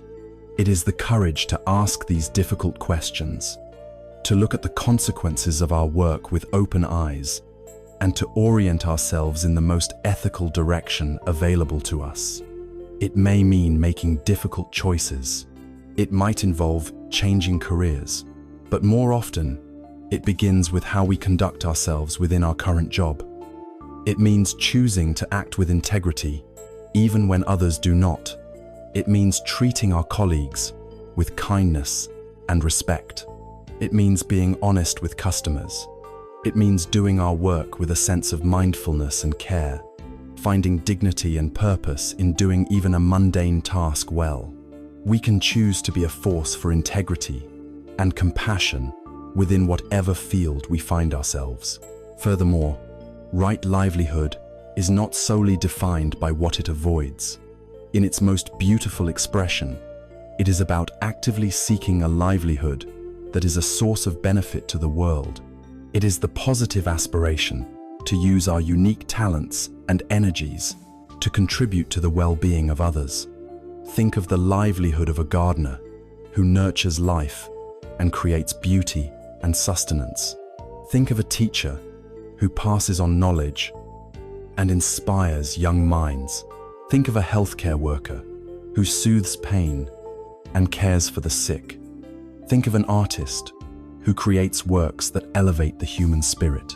Think of a scientist whose work helps us understand the universe or protect our planet.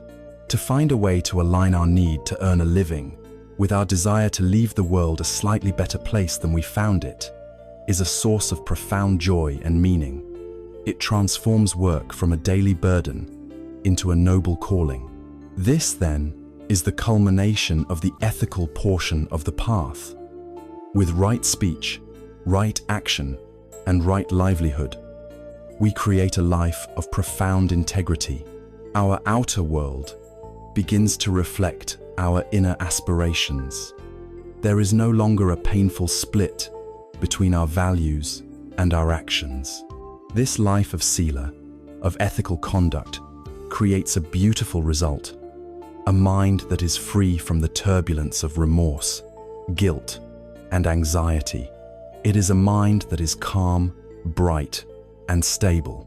This stability is the essential ground for the next stage of the journey. An ethical life makes the mind peaceful, but it does not, by itself, make it powerful. To truly uproot the deepest poisons of the mind, this calm stability must be energized and focused. We need to learn how to actively cultivate wholesome states of mind and skillfully abandon unwholesome ones. We now have the foundation. The next step is to build upon it, to move from the passive peace of non-harming to the active development of mental mastery. This brings us to the next great division of the path, the training of the mind itself, beginning with the crucial practice of right effort. We have now laid the groundwork for a life of integrity through the practices of right speech, right action, and right livelihood. We have built a foundation of ethical conduct, or sila. This foundation provides a profound gift, a mind that is largely free from the inner turmoil of guilt, remorse, and anxiety. It is a mind that is calm, stable, and bright. But this is not the end of the path. It is the beginning of the next, deeper phase of our journey. A calm mind is a wonderful thing, but by itself, it is like a placid lake whose depths may still be murky. To attain true liberation, this calm must be infused with energy, and this stability must be used as a platform for active transformation. We now move from the realm of sila into the realm of samadhi, or mental discipline. And the very first step in this new terrain, the engine that drives all inner development, is the sixth strand of the path, samavayama, or right effort. The word effort in our modern culture is loaded with connotations of stress, struggle, and striving.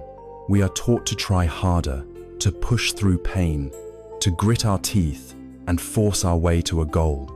This is the kind of effort that leads to tension, exhaustion, and burnout. It is crucial to understand from the outset that right effort is something entirely different. It is not a grim, joyless struggle against the mind. It is a gentle art. It is a skillful, intelligent, and often joyful application of energy. It is the effort of a master craftsman who works with focused precision, but without frantic haste. It is the effort of a skilled musician who applies just the right amount of pressure to the strings to produce a beautiful sound.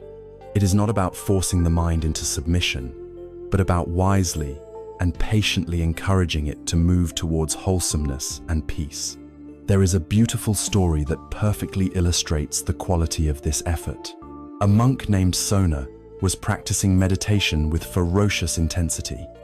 He was determined to become enlightened, and he pushed himself relentlessly, walking back and forth until his feet were cracked and bleeding.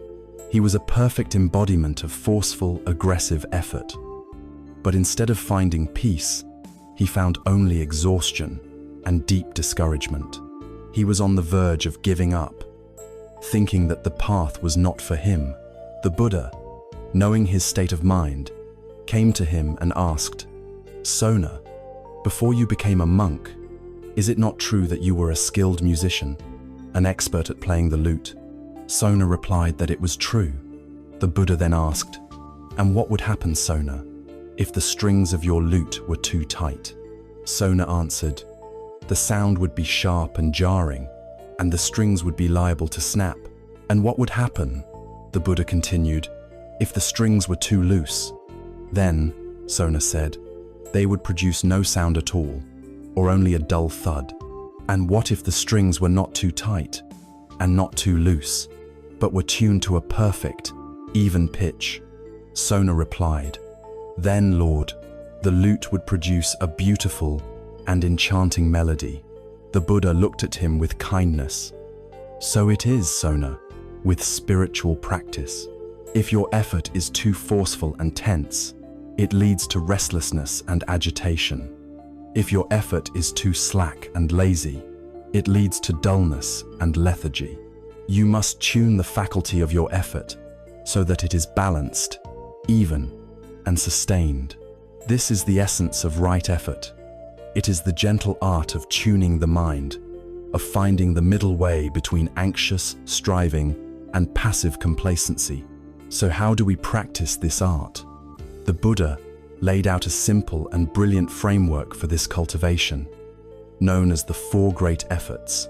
We can think of these four practices through the beautiful and intuitive metaphor of tending a garden. Our mind is the garden. The practice of right effort is the work of the conscious and caring gardener. The first of these 4 efforts is the effort to prevent unwholesome states from arising. This is the gardener's wisdom of not planting weeds in the first place. An unwholesome state, or an unskillful thought, is anything rooted in greed, hatred, or delusion. This first effort is a practice of wise restraint. It involves understanding the conditions that tend to give rise to these mental weeds. If you know that endlessly scrolling through social media comparing yourself to others gives rise to the weed of envy, the right effort of prevention is to wisely limit your exposure. If you know that watching violent news before bed plants the seeds of fear and anger, you make the effort to read something peaceful instead. It's not about hiding from the world, but about skillfully guarding the gateways of our senses, recognizing that what we consume with our eyes and ears becomes the substance of our thoughts and emotions. It is the simple, proactive wisdom of creating an inner environment where weeds are less likely to sprout. The second great effort is the effort to abandon unwholesome states that have already arisen. This is the art of skillful weeding. Despite our best preventive efforts, weeds will inevitably sprout. A flash of anger, a wave of jealousy, a pang of greed, these will arise. The wrong effort, the effort of the untuned lute, is to react in one of 2 ways. The too tight approach is to try to violently suppress the feeling, to pretend it isn't there, to push it down with shame and judgment. This only gives the weed deeper roots. The too loose approach is to indulge the feeling, to let the weed of anger grow into a raging thicket of hatred, to water it with stories of blame and resentment. Right effort is the middle way. It is to first mindfully acknowledge the weed without panic. I see that anger is present. Then, instead of fighting it, we can gently investigate its cause, or simply withdraw our attention from it, robbing it of the fuel of our focus. We might also apply a gentle antidote, like deliberately bringing to mind a feeling of loving kindness to counteract the anger. This is not suppression, but a skillful replacement. It is the gentle but firm removal of the weed, root and all, with wisdom and care. The third effort is where the practice becomes truly joyful. It is the effort to arouse wholesome states that have not yet arisen. This is the gardener's delight in planting flowers.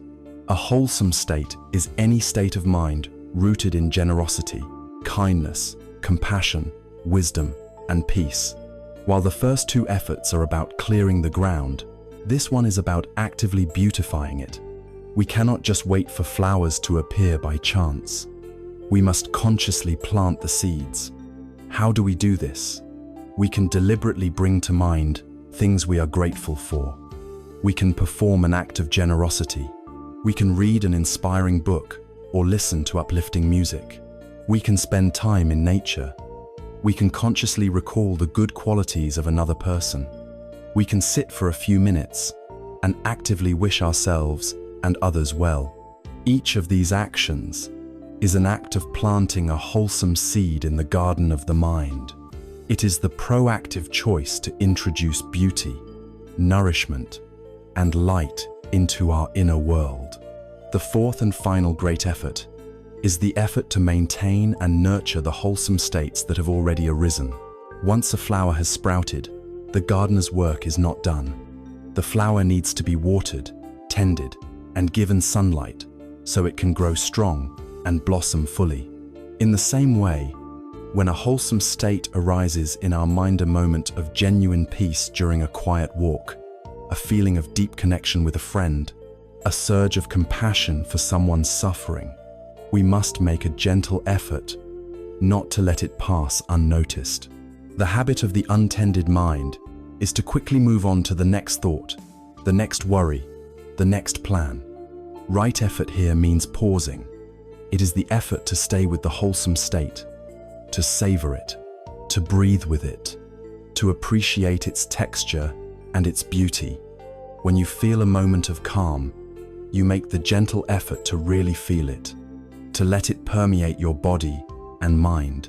This practice strengthens the neural pathways associated with that state, making it more familiar, more stable, and easier to access in the future. It is the art of watering our flowers, of ensuring that the wholesome qualities we cultivate become not just fleeting visitors, but permanent residents in the garden of our heart. This fourfold practice, this gentle art of cultivation, is the engine of transformation on the path. It is a joyful, creative, and sustainable way of working with our own minds. It is the expression of a deep kindness toward ourselves, the act of taking responsibility for our own inner beauty. But this wise and balanced effort, to be truly effective, needs a place to land. A gardener cannot tend their garden by running frantically from one end to the other. They must work patiently and methodically, focusing on one small patch at a time.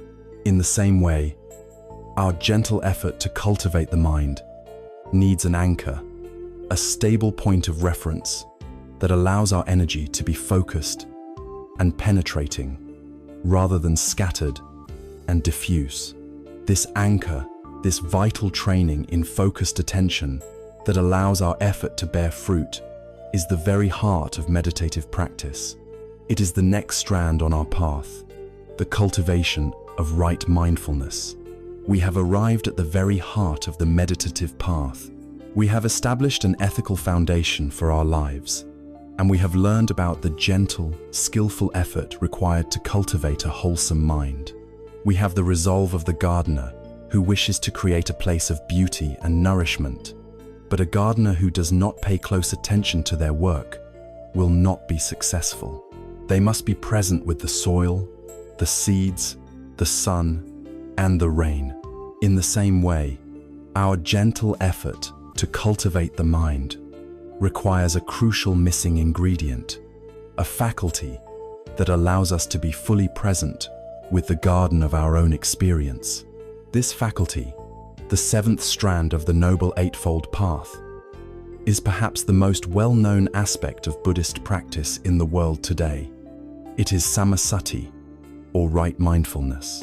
If you observe your own mind for even a few moments, you will likely notice its default state.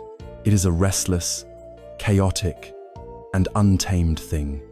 It swings wildly from a regret about the past to an anxiety about the future. It replays old conversations, rehearses future arguments, judges, plans, fantasizes, and worries. This is the so-called monkey mind, ceaselessly swinging from one branch of thought to another without ever truly resting. We spend the majority of our lives lost in this inner narrative, not truly present for the life that is unfolding right in front of us. We eat our meals without tasting them. We walk through nature without seeing it. We listen to our loved ones without truly hearing them, because we are lost in the fog of our own thoughts. Right mindfulness is the antidote to this state of inner exile. It is the simple, yet profound, practice of returning home to the present moment. The most classic definition is this: mindfulness is paying attention, on purpose, in the present moment, and non-judgmentally. Each part of that definition is essential. Before we explore how to practice it, let us be clear about what mindfulness is not. Given its modern popularity, many misconceptions have arisen. Mindfulness is not about stopping your thoughts or emptying your mind. This is an impossible task, and trying to do it only leads to frustration. Thoughts are a natural function of the mind, just as clouds are a natural function of the sky. The practice of mindfulness is not to get rid of the clouds, but to become the vast, open, peaceful sky that allows the clouds to drift by without being disturbed by them. Mindfulness is also not a state of being zoned out or disconnected. In fact, it is the exact opposite. It is a state of heightened, vivid connection to the reality of the present moment. And finally, it is not necessarily a blissful or relaxed state. While calm and bliss can arise from the practice itself is simply about being with whatever is here, whether it is pleasant, unpleasant, or neutral. It is the cultivation of a courageous and unwavering clarity. So how do we begin? How do we tame the monkey mind and anchor ourselves in the now? We need an anchor. We need an object of attention that is always available and is always happening in the present moment. The most perfect anchor, the one recommended by the Buddha himself, is the breath. The practice is known as anapanasati, or mindfulness of breathing. Your breath is always with you, from the moment of your birth to the moment of your death. You do not have to create it. You do not have to believe in it. It is simply there. It is a neutral, rhythmic process that anchors you in the physical reality of your body. The instruction is beautifully simple. You find a comfortable posture, you gently close your eyes, and you bring your attention to the physical sensations of your breath, wherever you feel them most clearly. It might be the coolness of the air at the tip of the nostrils, or the rising and falling of your chest, or the expansion and contraction of your abdomen. Your only job is to feel the sensation of one in-breath and one out-breath. And then, the inevitable will happen. Your mind will wander. A thought will arise, a memory, a plan, a sound, and it will hook your attention and pull you away from the breath. You may be lost in thought for seconds or for many minutes. The moment you realize this has happened, the moment you wake up from the dream of thinking, is a moment of victory. This is a moment of mindfulness. And what do you do in this moment? You do not judge yourself. You do not scold yourself for being a bad meditator. You simply, gently, and with great kindness, acknowledge that the mind has wandered, and you guide it back to the anchor of the breath. That gentle, non-judgmental return is the entire practice. It is a single push-up for the muscle of attention. Every time you guide your mind back, you are strengthening your capacity to be present, to be mindful. While the breath is the primary anchor, mindfulness practice extends to encompass our entire experience. The Buddha laid out a comprehensive framework for this, known as the 4 foundations of mindfulness. This shows us that we can be mindful of anything. The first foundation is mindfulness of the body, or kayanupassana. This begins with the breath, but it expands to include an awareness of the whole body. As you sit, you can feel the points of contact between your body and the chair. You can feel the warmth in your hands, the tension in your jaw, the posture of your spine. Throughout your day, you can practice mindfulness of the body by feeling your feet on the floor as you walk, or feeling the sensation of warm water on your hands as you wash the dishes. This practice is incredibly grounding. It pulls us out of the abstract world of our thoughts and anchors us in the concrete reality of our physical existence. The second foundation is mindfulness of feelings, or Vedanānupassana. Here, we turn our attention to the constant stream of sensations that arise, labeling them simply as pleasant, unpleasant, or neutral. When you taste something delicious, you can mindfully note pleasant feeling. When you have a headache, you can note unpleasant feeling.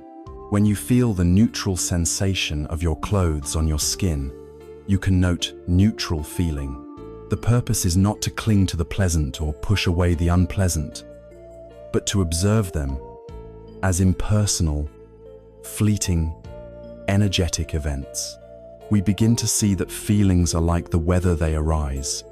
They stay for a while, and they pass away. We are not the feeling. This practice creates a crucial space between a feeling and our habitual reaction to it.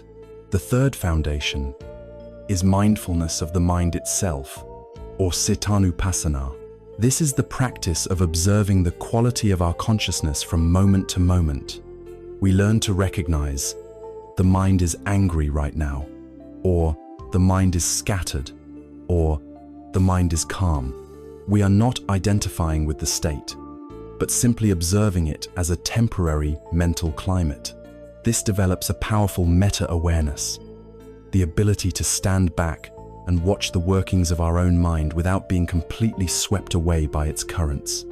We become the witness of our own consciousness.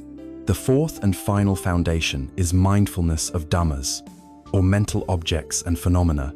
This is where mindfulness deepens into liberating insight. It is the practice of seeing our entire experience through the clarifying lens of the core teachings. We observe a thought arising and passing away, and we see impermanence, anicca, directly for ourselves. We feel a craving arise, and we witness the second noble truth in action. We experience a difficult emotion and see clearly that it is not a solid, personal me, and we gain a direct, experiential understanding of not-self, anatta. This is the culmination of the practice, where simple awareness blossoms into wisdom that frees the heart.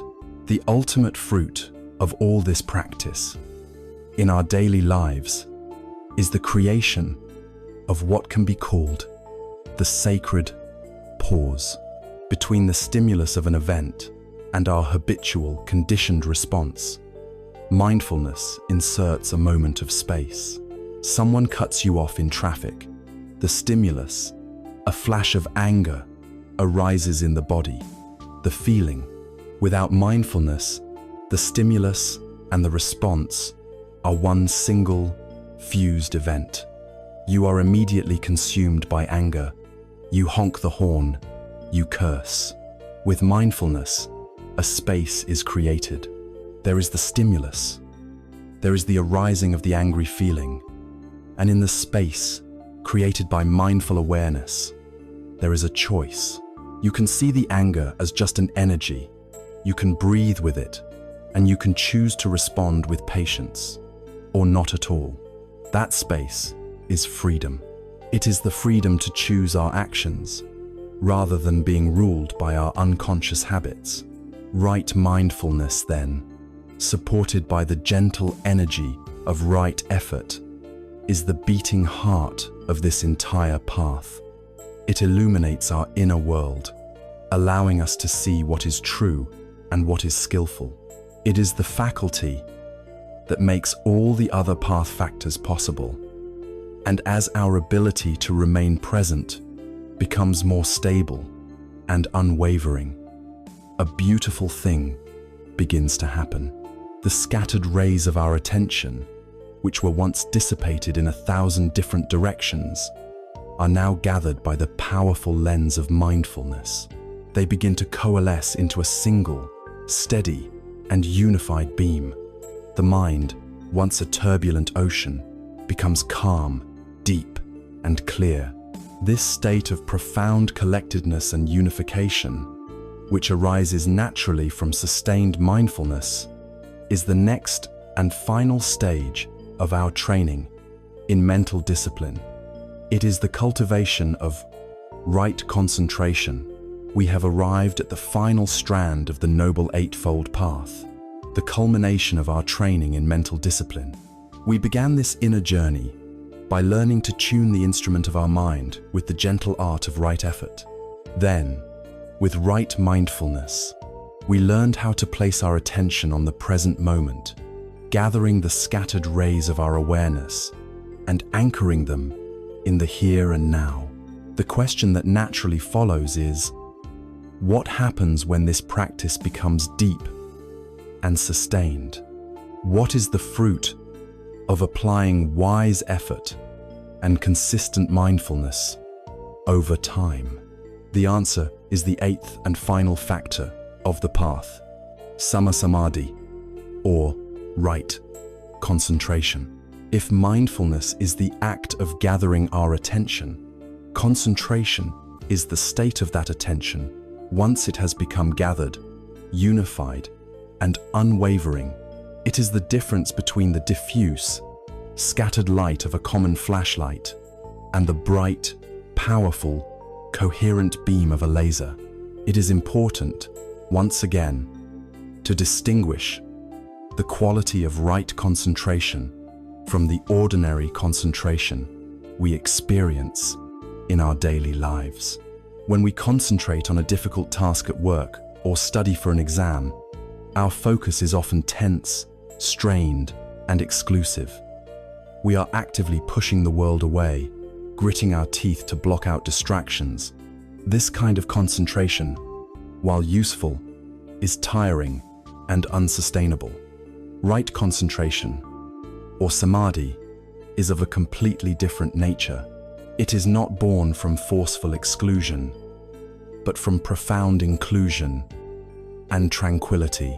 It is a state of mind that is so deeply settled and at peace with itself that distractions no longer have the power to hook it. It does not need to build walls to keep the world out, because it has found a center of profound stillness within. It is a state that is at once deeply relaxed and exquisitely alert, both energized and serene. Perhaps the most helpful way to understand how samadhi arises is through a classic metaphor. Imagine your mind is a glass full of water with a large amount of mud stirred into it. The water is murky, turbulent, and opaque. You cannot see through it at all. This is the ordinary state of the untamed mind, clouded by the 5 hindrances, the mud of sensual desire, the grit of ill will and anger, the heavy sediment of sloth and torpor, the churning currents of restlessness and worry, and the discoloring tint of skeptical doubt. As long as the glass is being shaken, the water will remain muddy. The practice of sila, or ethical conduct, is like placing the glass on a sturdy, stable table. The practice of right effort and right mindfulness is the gentle, unwavering act of not shaking the glass. It is the wisdom to simply let it be. And what happens when a glass of muddy water is left undisturbed? Naturally, without any force, the mud and sediment begin to settle. Slowly, gracefully, the heavier particles drift to the bottom, and the water at the top begins to clear. This clearing, this natural settling of the mind's obscurations that comes from a steady and gentle practice of mindfulness, is samadhi. It is not something we have to aggressively create. It is the mind's natural state of clarity and luminosity, revealed when the agitations are allowed to subside. When the mind enters a state of samadhi, it possesses qualities that are otherwise rare in our day-to-day experience. The first quality is a profound stability. The concentrated mind is unshakable. In our ordinary state, our moods are like a leaf in the wind, tossed about by the worldly winds of praise and blame, gain and loss, pleasure and pain, fame and disrepute. A kind word can send us soaring. A critical comment can plunge us into despair. The concentrated mind, however, is like a deep mountain. The winds still blow, the storms of life still rage on its surface, but the mountain itself remains unmoved, solid, grounded in its own immense stillness. This is not an unfeeling state, but a state of profound emotional resilience and inner strength. The second quality is an extraordinary clarity. Once the mud of the hindrances has settled, the water of the mind becomes transparent. We are able to see things, both internal and external, with a precision and lucidity that was previously impossible. We see our own mental patterns more clearly, we understand the emotions of others more intuitively, and we perceive the nature of reality itself with a startling new depth. This clarity is the prerequisite for transformative wisdom. You cannot see the fish swimming at the bottom of a muddy pond, but once the water is clear, everything is revealed. The third quality is power. A concentrated mind is an immensely powerful tool. Just as a focused beam of light can cut through steel, A focused mind can penetrate the deepest layers of illusion and self-deception. The scattered mind is weak. Its energy is dissipated in 1,000 different directions. The unified mind of samadhi has a one-pointed energy that can be directed with purpose. It is this power that allows the practitioner to see beyond the surface of things and to experience the profound truths of impermanence and not self, not as intellectual concepts, but as direct, lived realities. This is the power that uproots the deepest roots of suffering. Finally, and perhaps most encouragingly, the concentrated mind is naturally suffused with joy and peace. As the hindrances settle, a deep sense of well-being, known in Pali as piti, rapture or joy, and sukha, bliss or happiness, begins to arise. This is not the agitated, fleeting happiness that comes from satisfying a sensual desire. It is a quiet, all-pervading joy that springs from the very core of our being. It is the simple happiness of a mind that is finally at peace, a mind that has come home to rest. This inner joy is a powerful motivator for the practice, as it shows us that true happiness is not something we need to chase in the external world, but is an innate quality of a calm and purified mind. As the practice deepens, samadhi can mature into profound states of meditative absorption, known as the jhanas. It is not necessary to experience these states to benefit from the path, but knowing of their existence gives us a sense of the incredible potential for peace that lies dormant within the human mind. The jhanas are progressively deeper levels of tranquility and unification, where the ordinary sense of being a separate I who is doing the meditating begins to dissolve. The body can feel as if it is filled with light. The mind becomes utterly silent and still, and a profound sense of bliss and equanimity pervades one's entire being. These are states where the mind is temporarily free from all suffering, resting in its own pure, luminous nature. They serve as a powerful proof of concept, demonstrating that a state of being completely free from dukkha is, in fact, possible. We have now journeyed through all 8 strands of the Noble Path. The journey is a beautiful circle, a perfect feedback loop. We began with a flicker of right view, panya, or wisdom, which inspired us to live an ethical life, sila. Our ethical life created the calm and stable foundation for the deep training of the mind in mental discipline, samadhi. And now, this mind made calm, clear, stable, and powerful through the practice of concentration becomes the perfect instrument for realizing the deepest truths of right view on a level that transcends mere intellect. We have forged a tool. We have sharpened the blade of our awareness to a razor's edge. The mind is now a polished lens, free from the distortions of our fears and desires. The journey of preparation is complete. The question that remains is this: with this powerful and refined instrument in our hands, what shall we do with it? The answer is simple. We turn its unwavering, lucid gaze back upon reality itself, to investigate, with fearless curiosity, the very fabric of our own existence. We are now ready to explore the great insights that lead to final liberation. We have now journeyed through the entirety of the Noble Eightfold Path. We began with the cultivation of wisdom, which informed our ethical life, and our ethical life, in turn, created the stability for the deep training of the mind in concentration. We have arrived at the culmination of that training, a mind that is calm, clear, unified, and powerful, a mind like a polished lens or a perfectly sharpened blade. The journey of preparation is complete. The question now becomes, what is this refined instrument for? Its purpose is to see. Its purpose is to turn its bright, unwavering light upon the nature of existence itself, and to penetrate the illusions that have kept us bound in suffering for so long. We now begin the great investigation into the fundamental characteristics of all phenomenal reality, the three great seals of all existence.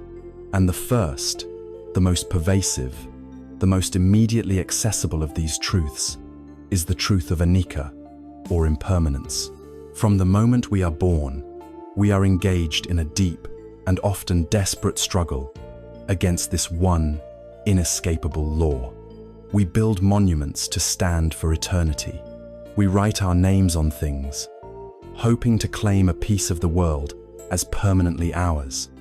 We cling to youth and beauty, fighting the natural process of aging with every tool at our disposal. We grasp at moments of happiness, trying to freeze them in time, and we are heartbroken when they inevitably slip through our fingers. Our fundamental resistance to the law of change is one of the primary sources of our dukkha, our universal ache. We are constantly trying to build a solid, permanent home on ground that is, by its very nature, constantly shifting. The wisdom of the path does not teach us how to win this fight, for it is an unwinnable war. Instead, it teaches us how to do something far more radical and liberating, how to stop fighting. It teaches us how to align ourselves with the flow of reality, to let go of our resistance, and to learn how to dance with the beautiful, poignant, and constant rhythm of change. There is an ancient saying, found in both Greek philosophy and Buddhist thought, that you can never step into the same river twice. This is a profound pointer to the nature of anicca. When you go down to the riverbank and place your foot in the water, and then you pull it out and place it in again, it is not the same river. New water has flowed downstream. The currents have shifted. The light reflects upon it differently, but the teaching is deeper still. It is not just the river that has changed. You, the one stepping into the water, have also changed. In the moments between the first and second step, cells in your body have died and been replaced. Your mind has entertained 1,000 different thoughts. Your mood has subtly shifted. You are not a solid entity observing a changing world. You are a part of that changing world. You are a process, not a static thing. Your body is a river of physical sensations. Your mind is a river of thoughts and emotions. To truly understand impermanence is to realize that there is no solid ground to stand on, because we ourselves are the river. We can see this truth operating on many different levels. On the most obvious, gross level, we see impermanence all around us. We see the seasons turn, from the new life of spring to the heat of summer, the decay of autumn, and the dormancy of winter. We see the majestic oak tree that was once a tiny acorn. We see great mountains that are slowly, imperceptibly, being worn down by wind and rain. And, most intimately, we see it in our own lives. Look at a photograph of yourself as a child. Look at a photograph of your parents when they were young. The evidence is undeniable. The body you have today is not the body you had 20 years ago, or even 1 year ago. It is a temporary collection of elements, constantly changing, constantly moving towards its inevitable dissolution. Our possessions decay, our cars rust, our homes require constant repair, our jobs, our social status, our relationships all are subject to the same relentless law. To acknowledge this is not to be morbid or pessimistic. It is to be a realist. It is the first step toward holding our lives with a lighter, more graceful touch. But the practice of observing anicca becomes truly transformative when we turn the lens inward to the more subtle level of our own minds. Take a moment and try to hold on to a single thought, just one. Try to make it stay, without changing for 60 seconds. It is an impossible task. Thoughts arise as if from nowhere. They shimmer in the space of our awareness for a moment, and then they vanish, replaced by the next, and the next, and the next. The mind is a waterfall of transient mental events. And what of our emotions? They are like the weather.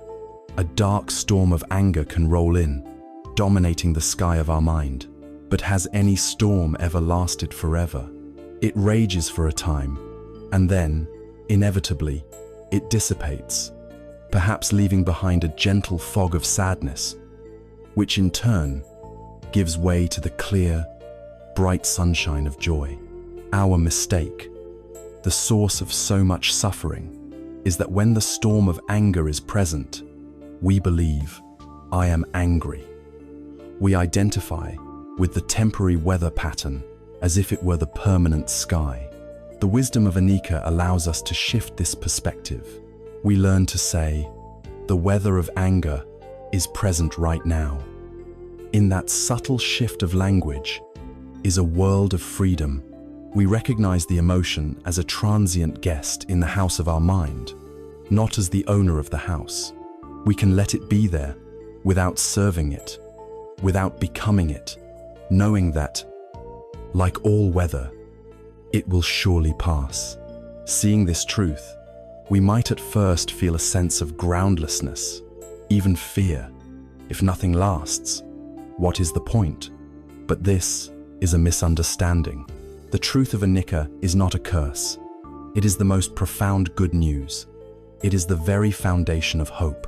If you are experiencing physical pain or deep emotional sorrow, the law of impermanence is your greatest ally. It is a guarantee that your pain is not a life sentence. It will change. It will evolve. It will pass. If things were permanent, suffering would be eternal. It is the law of change that makes healing possible. And what of our mistakes, our regrets, our past unskillful actions? If our character were permanent and fixed, we would be forever defined by our worst moments. But because of Anicca, change and growth are always possible. A person who was once consumed by greed can become generous. A person who was trapped in ignorance can become wise. The path of transformation that Angulimala walked, from murderer to saint, was only possible because of Anicca. Furthermore, a deep, experiential understanding of impermanence infuses our lives with a profound sense of preciousness. It is precisely because this moment will never come again that it is so valuable. It is because our loved ones will not be with us forever that our time with them is so sacred. When we truly know that life is fleeting, we stop taking it for granted. We begin to taste our food more fully. We listen to music with greater attention. We appreciate the simple, staggering beauty of a sunset or the laughter of a child with a newfound poignancy. Impermanence is not the thief of joy. It is the secret ingredient that gives our experiences their depth, their texture, and their meaning. It is a call to wake up and participate fully in the unrepeatable miracle of this very moment. To truly understand impermanence is to change our fundamental relationship with life. Instead of resisting the current, we learn to swim with it. Instead of trying to stand rigidly on the dance floor, we learn the steps to the dance. We learn to hold our joys with gratitude, knowing they are temporary visitors. We learn to meet our sorrows with compassionate patience, knowing they too are temporary visitors. We loosen our grip, we soften our hearts, we become more flexible, more adaptable, more resilient. This is not a passive resignation. It is an active, graceful, and joyful participation in the flow of life itself. And as we become more and more attuned to this constant, shimmering dance of arising and passing away, as we watch the endless river of phenomena flow through our senses and our mind, a deeper and even more unsettling question begins to form. In this torrent of change, where nothing is stable for even a moment, what is the I that is witnessing all of this. If every thought, every feeling, every sensation, every cell in my body is in a constant state of flux, where is the permanent, solid, unchanging self that I believe myself to be? This penetrating question, born from the direct seeing of impermanence, leads us to the very edge of our known world, to the precipice of the next great insight, the wisdom of not self. With the mind sharpened by concentration and made lucid by the direct seeing of impermanence, we are now prepared to approach the most profound, most challenging, and ultimately most liberating of the Buddha's insights. We have seen that everything in our experience, every sight, every sound, every thought, every emotion is in a constant state of flux, arising and passing away from moment to moment. This relentless current of change leads us to the ultimate existential question, one that lies at the heart of all spiritual inquiry: who am I? If everything is changing, what is the I that is experiencing this change? We have a deeply ingrained, almost primal conviction that there is someone at the center of it, Allah, permanent, stable, independent self, who is the thinker of our thoughts and the feeler of our feelings. The third great mark of existence, the truth of anatta, or not self, invites us to turn the powerful lens of our awareness onto this very conviction and to investigate it with fearless honesty. Let it be said from the outset that the teaching of not self is not a declaration that you do not exist. It is not an exercise in nihilism or a denial of your living, breathing reality. You are here. You are experiencing these words. The teaching of anatta is far more subtle and profound. It suggests that while we certainly exist, we do not exist in the way we think we do. Our error lies in mistaking a fluid, dynamic process for a solid, static entity. Our default belief is that there is a kind of chief executive officer, a CEO, self, sitting in the control room of our minds. This CEO seems to be the one in charge, the one who makes decisions, the one who owns our thoughts and emotions. It feels solid, continuous from birth until death, and fundamentally separate from everything else. The entire spiritual journey of many traditions is about polishing, purifying, or saving this self. The Buddha's approach was radically different. He suggested that we go into that control room and actually try to find this CEO. The practice of investigating anatta is the practice of looking for this solid, separate self, and the startling discovery, a discovery we must each make for ourselves, is that no such entity can be found. To guide this investigation, the Buddha provided a brilliant analytical framework known as the 5 aggregates, or Pancakhanda. The word khanda means heap or pile. The teaching suggests that what we call a person is, in fact, a temporary coming together of 5 shifting, impersonal heaps of phenomena. If a permanent self exists, we should be able to locate it within one of these 5 heaps, or somewhere outside of them. So, let us look. The first aggregate is form, or rupa. This is our physical body and the entire material world. Is myself to be found in my body? At first, it seems plausible, but we have already seen that the body is a textbook example of impermanence, anicca. It is constantly changing, aging, and is subject to sickness and injury. Furthermore, it is composed entirely of non-body elements: the food we have eaten, the water we have drunk, the air we have breathed. There is no part of it that is not borrowed from the earth. The body is a process, not a thing, so the self cannot be the body. The second aggregate is feeling, or vedana. These are the raw sensations that arise whenever our senses make contact with an object. They are categorized as pleasant, unpleasant, or neutral. Are my feelings myself? If so, which one? If I am my happiness, what happens when sadness arises?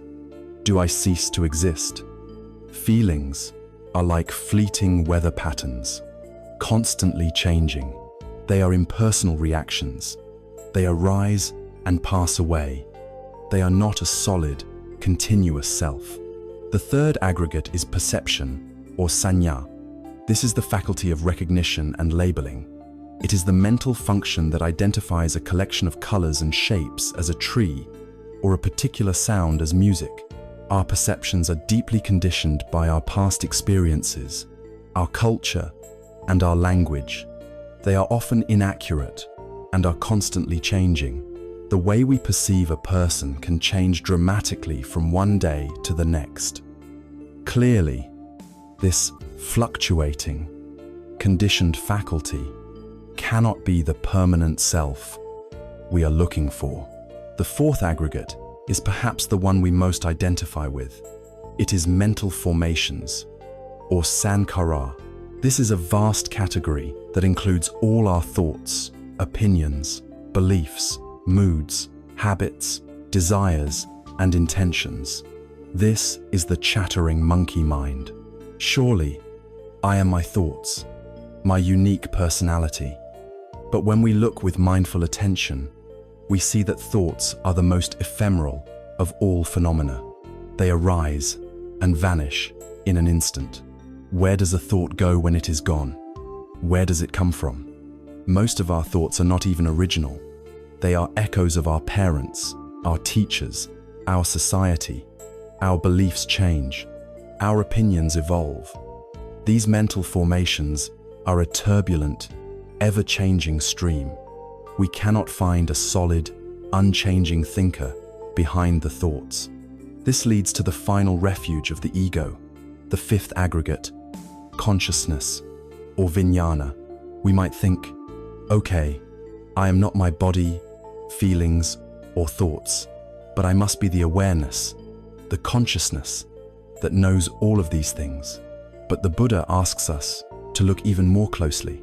Is consciousness a single, monolithic background screen upon which everything appears, or is it too conditioned and changing? When we look, we find that consciousness arises in dependence upon an object. There is seeing consciousness, which arises when an eye meets a form. There is hearing consciousness, which arises when an ear meets a sound. There is thinking consciousness, which arises when the mind meets a thought. Consciousness is not a constant, independent thing. It flickers into being, moment by moment, depending on its object. It, too, is part of the flow. After this exhaustive analysis, we are left with a startling conclusion. We have looked in every part of our experience, and we have not found a permanent, independent, solid self anywhere. What we call the self is a convenient name, a conceptual label we apply to the dynamic, interacting process of these five changing heaps. The clearest illustration of this profound insight comes from a famous dialogue between the enlightened sage Nagasena and the Greek king Melinda. The king asks Nagasena his name. Nagasena replies that his name is indeed Nagasena, but it is only a designation, a name in common use, for there is no permanent person to be found. The king is baffled and challenges him. If there is no person, then who wears these robes? Who eats and sleeps and breathes? He then points to his own magnificent royal chariot and asks, "Is this chariot not a real thing?" Nagasena then begins a brilliant deconstruction. He asks the king, "Your Majesty, is the pole of the chariot the chariot?" The king replies, "No, venerable sir. Are the wheels the chariot? Number, is the axle, the frame, the ropes, or the yoke the chariot? No." The king replies to each question. Then, Nagasena says, "Is the chariot something other than these parts.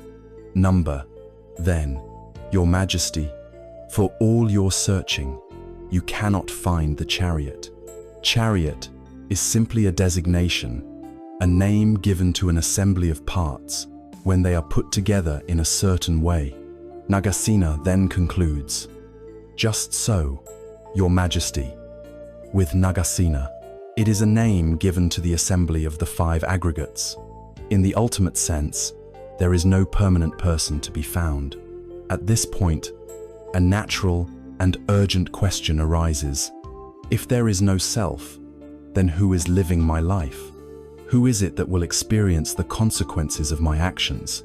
The answer is that this insight does not lead to a nihilistic void, but to a profound sense of interconnectedness. The teaching of anatta is not that we are nothing, but that we are everything. The separate self was an illusion, a trick of perception. When that illusion falls away, what is revealed is a process that is intimately interwoven with the entire cosmos. The modern Zen master, Thich Nhat Hanh, coined the term interbeing to describe this reality. A flower, for example, is made only of non-flower elements. It is made of sunshine, rain, soil, air, and time. If you remove any of these non-flower elements, the flower ceases to exist. It has no separate, independent self. Just so, with us. We are made of our parents and ancestors, of the food we have eaten, the education we have received, the culture we inhabit, the air we breathe. The feeling of being a separate, isolated self is the source of our deepest loneliness, fear, and alienation. The wisdom of anatta is the ultimate cure for this alienation, revealing our true nature as inseparable from the whole web of life. The realization of not-self is the great unburdening. The belief in a solid, separate self is an exhausting, lifelong project. We spend all our energy defending it from criticism, promoting its importance, and worrying about its future. When we begin to see through this illusion, the heavy burden simply drops. The constant need to protect and enhance the ego subsides. Defensiveness gives way to openness. The fear of death loses its sting, for what we feared would be annihilated was never a solid entity to begin with. A natural and effortless compassion arises, born from the deep recognition that other people are not fundamentally separate from us. Having now seen that all of existence is a selfless, interconnected flow, we can look at the experience of pain and suffering in a radically new light. We can begin to understand, with great precision, just how this impersonal process of mind and body creates its own suffering through its reactions to life's inevitable pains. This leads us directly to one of the most practical and immediately helpful teachings on the path, the wisdom of dodging the second arrow. Having journeyed into the profound truths of impermanence and not-self, our perspective on reality has fundamentally shifted. We have seen with the clarity of our concentrated minds that existence is a fluid, selfless, and interconnected dance. This wisdom, while profound, may still feel abstract. The question now is, how does this insight actually help us when we are faced with the raw, undeniable reality of pain? How does knowing that the self is an illusion help when our heart is broken, or when our body is afflicted with sickness?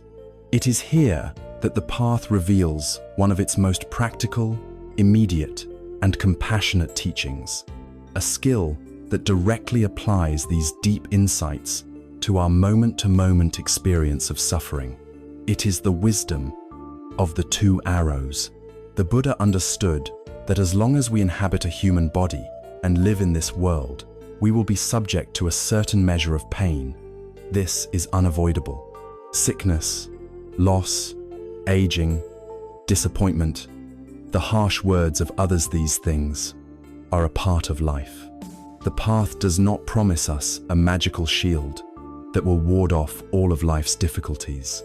To seek such a shield would be to misunderstand the nature of reality. Instead, the path offers us something far more valuable, a way to fundamentally change our relationship with pain, so that while pain may be inevitable, true suffering becomes optional. The teaching is presented in a simple, powerful parable. Imagine, the Buddha said, that a person is walking through the forest and is struck by an arrow. They feel the sharp, searing pain of the arrow, piercing their flesh. This is a painful experience, and it is real. This is the first arrow. Now, an ordinary person, one who has not trained their mind, will not just experience the pain of this first arrow. Immediately, their mind will begin to react. They will think, "Why me? This is terrible. I can't stand this pain. Who shot this arrow? When I find them, they will pay for this. My journey is ruined. I'm going to die out here alone." This storm of anger, self-pity, fear, and blame is the second arrow, which they fire into themselves, right next to the first one. Now, they are not just feeling one pain, they are feeling two. The Buddha explained that a wise person, a student of the path, also feels the pain of the first arrow. They are not immune to it. But because they have trained their mind, they do not automatically fire the second arrow. They feel the pain, but they do not add the suffering. Let us deconstruct this. The first arrow is the raw, unavoidable event. It is the physical sensation of a migraine headache. It is the initial, gut-wrenching pang of grief when you receive bad news. It is the hot flush of embarrassment when you make a mistake in public. It is the sting of a critical remark from someone you respect. These are facts of life. They arrive at the doorstep of our experience uninvited. We cannot control the arising of these first arrows. The second arrow is entirely different. It is our mental reaction to the first. It is the story we tell ourselves about the pain. It is the inner narrative of blame, fear, and victimization. The second arrow is the thought, "This headache is ruining my day," which adds a layer of mental frustration on top of the physical pain.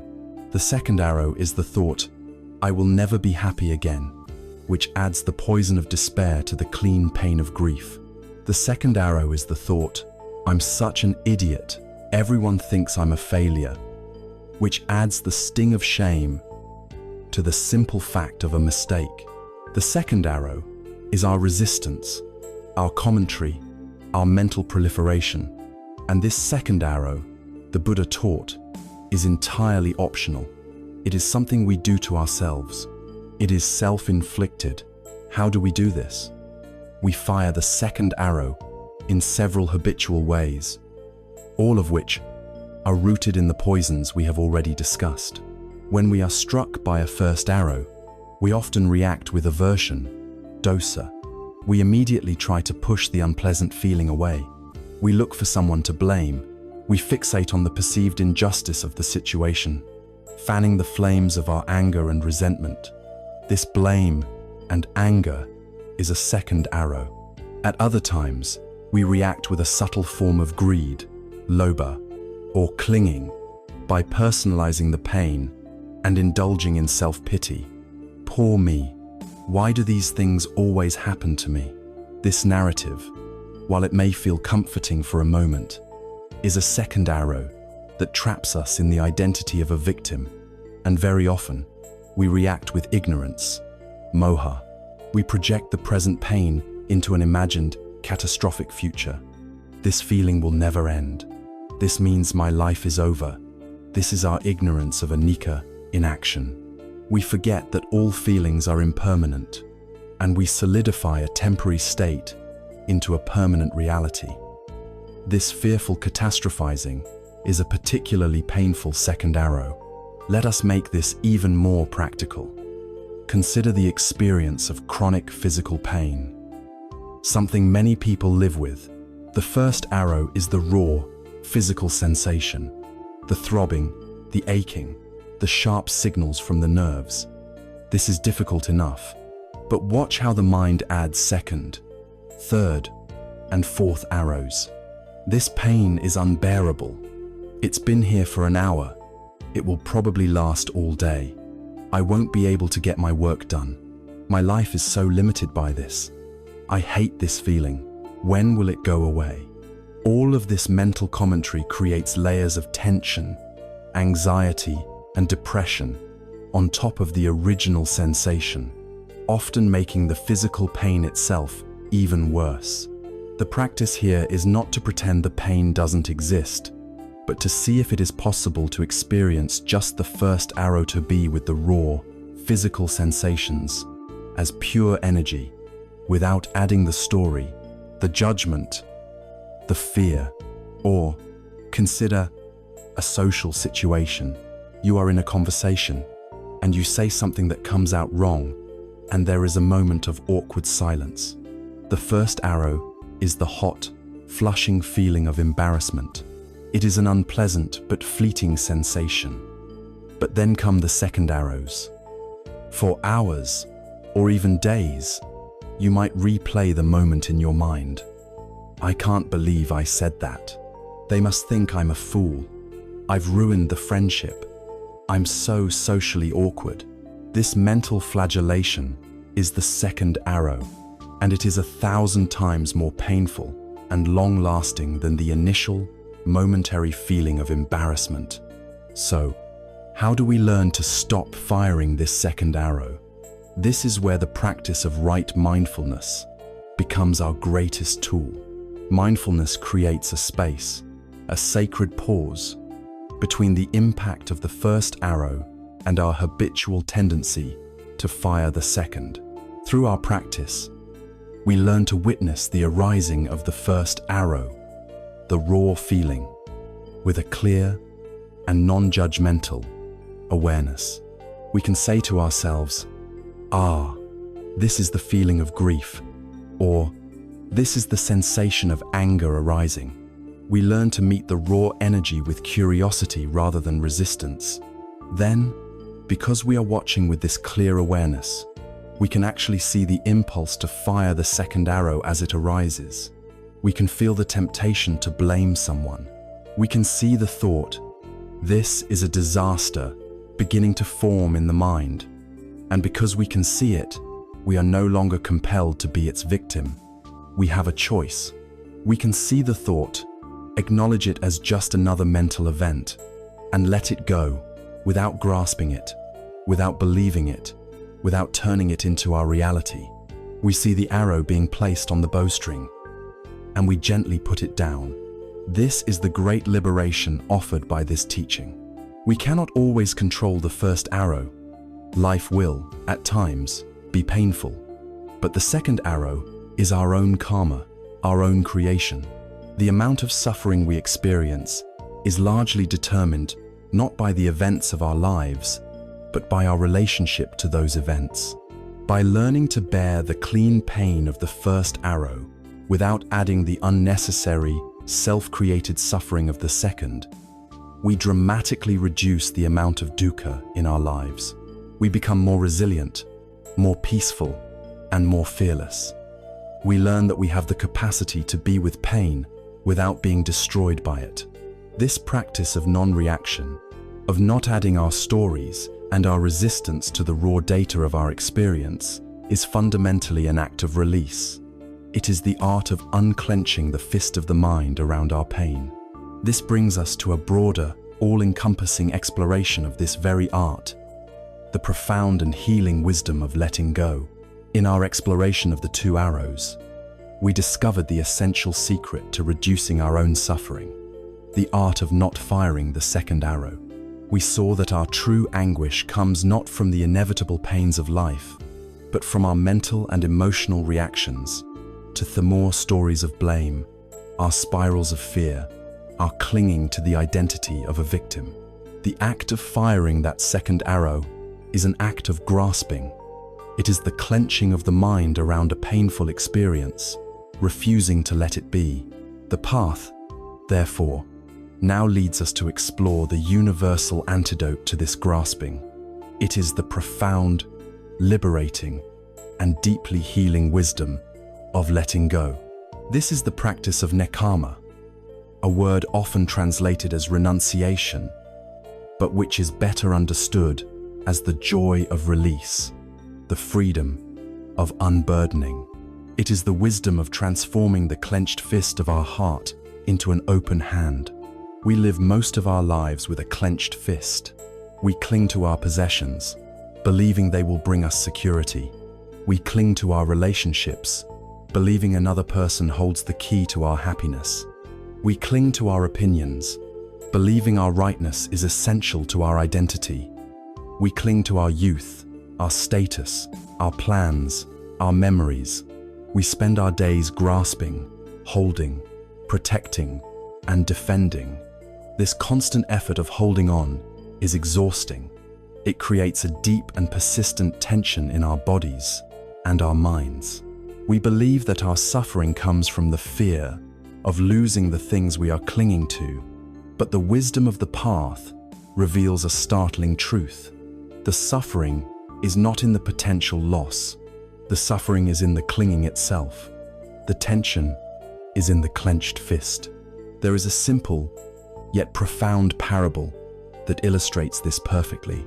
In some parts of the world, hunters have a clever method for catching monkeys. They take a coconut or a gourd, make a small hole in it, just large enough for a monkey's open hand to fit through, and place some rice inside. They then tie the gourd to a tree. Sooner or later, a monkey comes along, smells the rice, and slips its hand through the small opening. It grasps the rice in its fist, but now, when it tries to pull its hand out, it cannot. The fist, clenched around the rice, is too big to fit back through the hole. The monkey is now trapped. It will pull and shriek and struggle, sometimes for hours, but it will not be free. And all that it needs to do to escape, at any moment, is the one thing it is unwilling to do: open its hand and let go of the rice. We are that monkey. The world presents us with countless forms of rice possessions, identities, grievances, desires.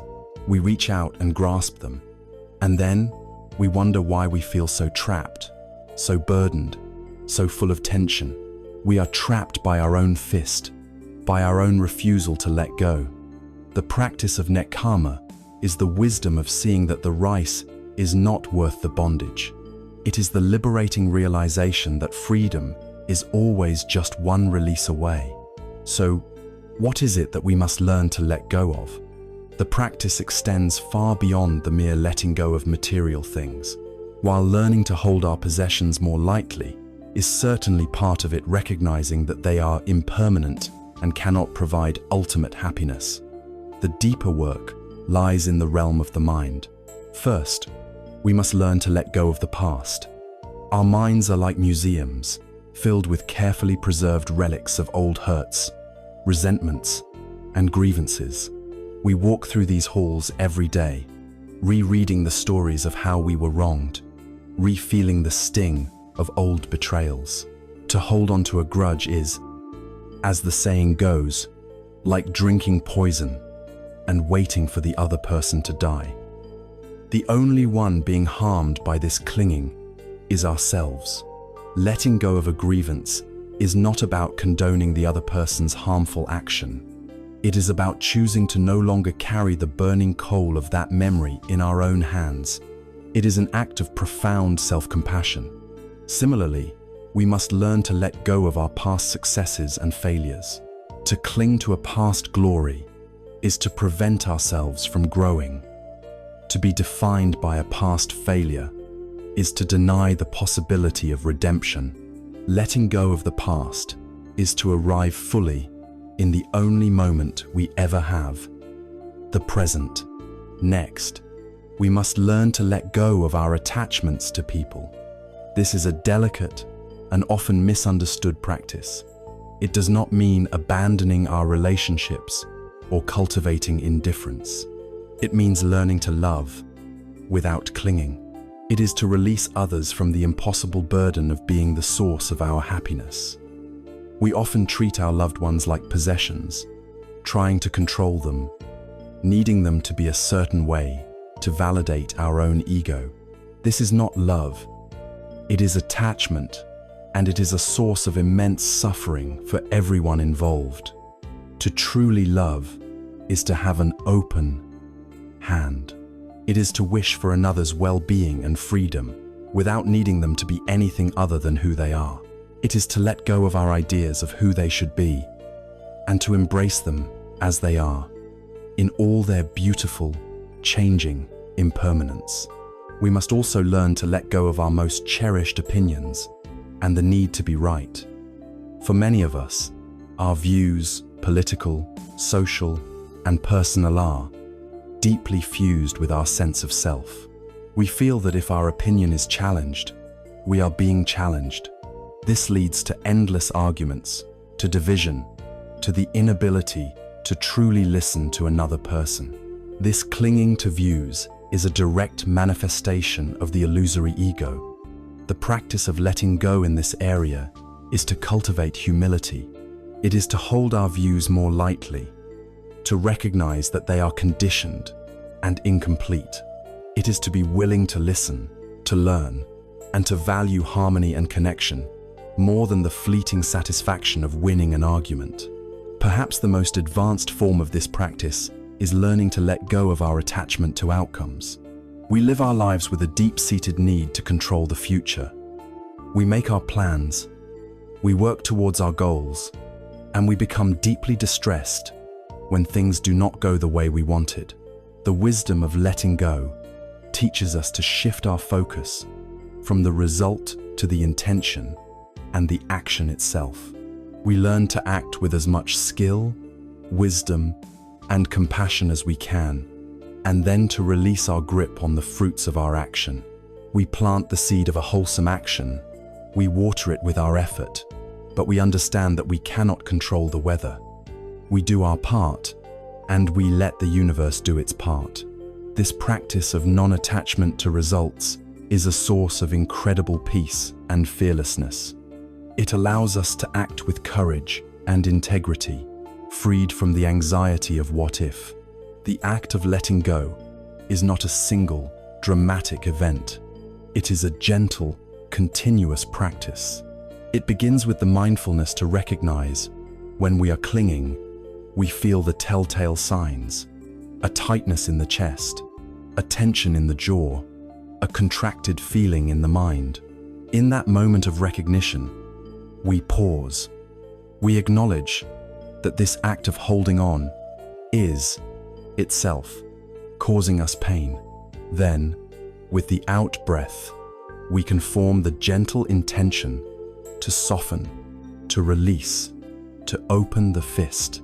We may have to do this 100 times a day, but with each gentle release, the habit of clinging weakens and the habit of letting go grows stronger. In the end, the path of letting go leads to a profound paradox. We think that by accumulating and holding on, we become wealthy. We think security lies in a clenched fist, but the opposite is true. A clenched fist cannot receive anything new. It is a posture of defense, of lack, of fear. An open hand, though it may appear vulnerable, is a posture of generosity, of receptivity, of courage, and of freedom. The true wealth of a spiritual life is measured not by what we can grasp, but by what we are able to release. It is the feeling of lightness that comes from having nothing to protect, nothing to prove. When we let go of our obsessive stories, our bitter grievances, and our deep-seated fears, the heart, which was once a tight and guarded fist, naturally, effortlessly, opens.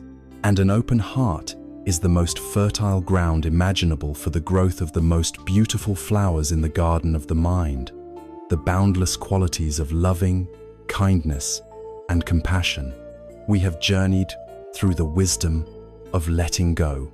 With the practice of nekkhamma, we have learned to gently open the clenched fist of the mind, releasing our tight grip on resentments, on outcomes, on the illusion of a solid self. This release creates a profound sense of lightness and freedom. It creates a space within us. The question that now arises is a beautiful one. With what shall we fill this newly created space? The path does not leave this to chance. Having cleared the ground of the thorny weeds of clinging and aversion, we now begin the joyful work of actively planting the most beautiful flowers. We now turn from the wisdom of emptying to the practice of filling. We begin the cultivation of a boundless heart, starting with the radiant, healing quality of metta, or loving kindness. Metta is a Pali word that is often translated as loving kindness, but its meaning is closer to a universal, unconditional friendliness or goodwill. It is crucial to understand what metta is not. It is not the sentimental, romantic love that is often conditional and possessive. It is not the affection we feel only for those who please us or agree with us. Metta is far more stable, vast, and impersonal. It is like the light and warmth of the sun. The sun does not choose who to shine upon. It shines equally on the saint and the sinner, on the flower and the stone, on our friends and on our enemies. Metta is the cultivation of this same indiscriminate, benevolent warmth in our own hearts. It is a steady, quiet, and powerful wish for the well-being and happiness of all living beings, without exception. It is the direct, potent, and ultimate antidote to the poison of dissato, hatred, anger, aversion, and fear. The practice of cultivating metta is a formal meditation, and it begins in the one place that many of us find the most difficult to access, with ourselves. We are so often our own harshest critics, our own cruelest judges. We speak to ourselves with a harshness we would never dream of using with a friend. But the wisdom of the path is clear. You cannot pour from an empty cup. To try to offer kindness to others when you have none for yourself is to engage in a draining performance that will eventually lead to burnout and resentment. True, sustainable compassion for others must be rooted in a genuine sense of friendliness toward our own being. And so, the journey into the boundless heart begins at home. Let us begin this practice together, right now. Find a comfortable and dignified posture. Allow your eyes to gently close. Bring your awareness inward, to the feeling of your own body sitting here, breathing. For a moment, simply acknowledge your own presence with a sense of gentle acceptance. And now, we will begin to offer ourselves the traditional phrases of metta. Repeat them silently in your mind, not as a mechanical mantra, but as a sincere offering, a gentle wish from your own heart to your own heart. If it helps, you can place a hand over your heart to feel a sense of warmth and connection. Let the phrases be simple. May I be safe. May I be protected from inner and outer harm. May I be happy. May I experience the joy of a peaceful heart. May I be healthy and strong. May my body support me with health and vitality. May I live with ease. May I meet the challenges of my life with grace and courage. As you repeat these phrases, do not worry about trying to force a particular feeling. The intention is the most important part. You are planting the seeds. The feelings will grow in their own time. You may notice feelings of resistance, of unworthiness, thoughts like, I don't deserve this. See these thoughts as well.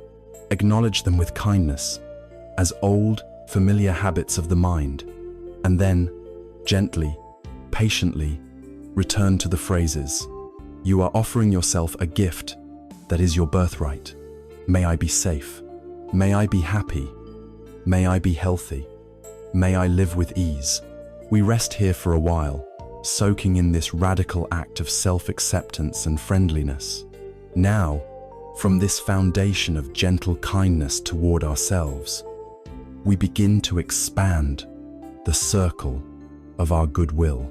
Bring to mind a benefactor, a respected teacher, or someone who has been unconditionally kind to you. It could be a grandparent, a mentor, or a dear friend. Picture this person clearly in your mind's eye. Feel the sense of gratitude and warmth you have for them. And now, just as you did for yourself, begin to offer them the same wishes, directing the flow of your heart's intention toward them. May you be safe. May you be happy. May you be healthy and strong. May you live your life with ease.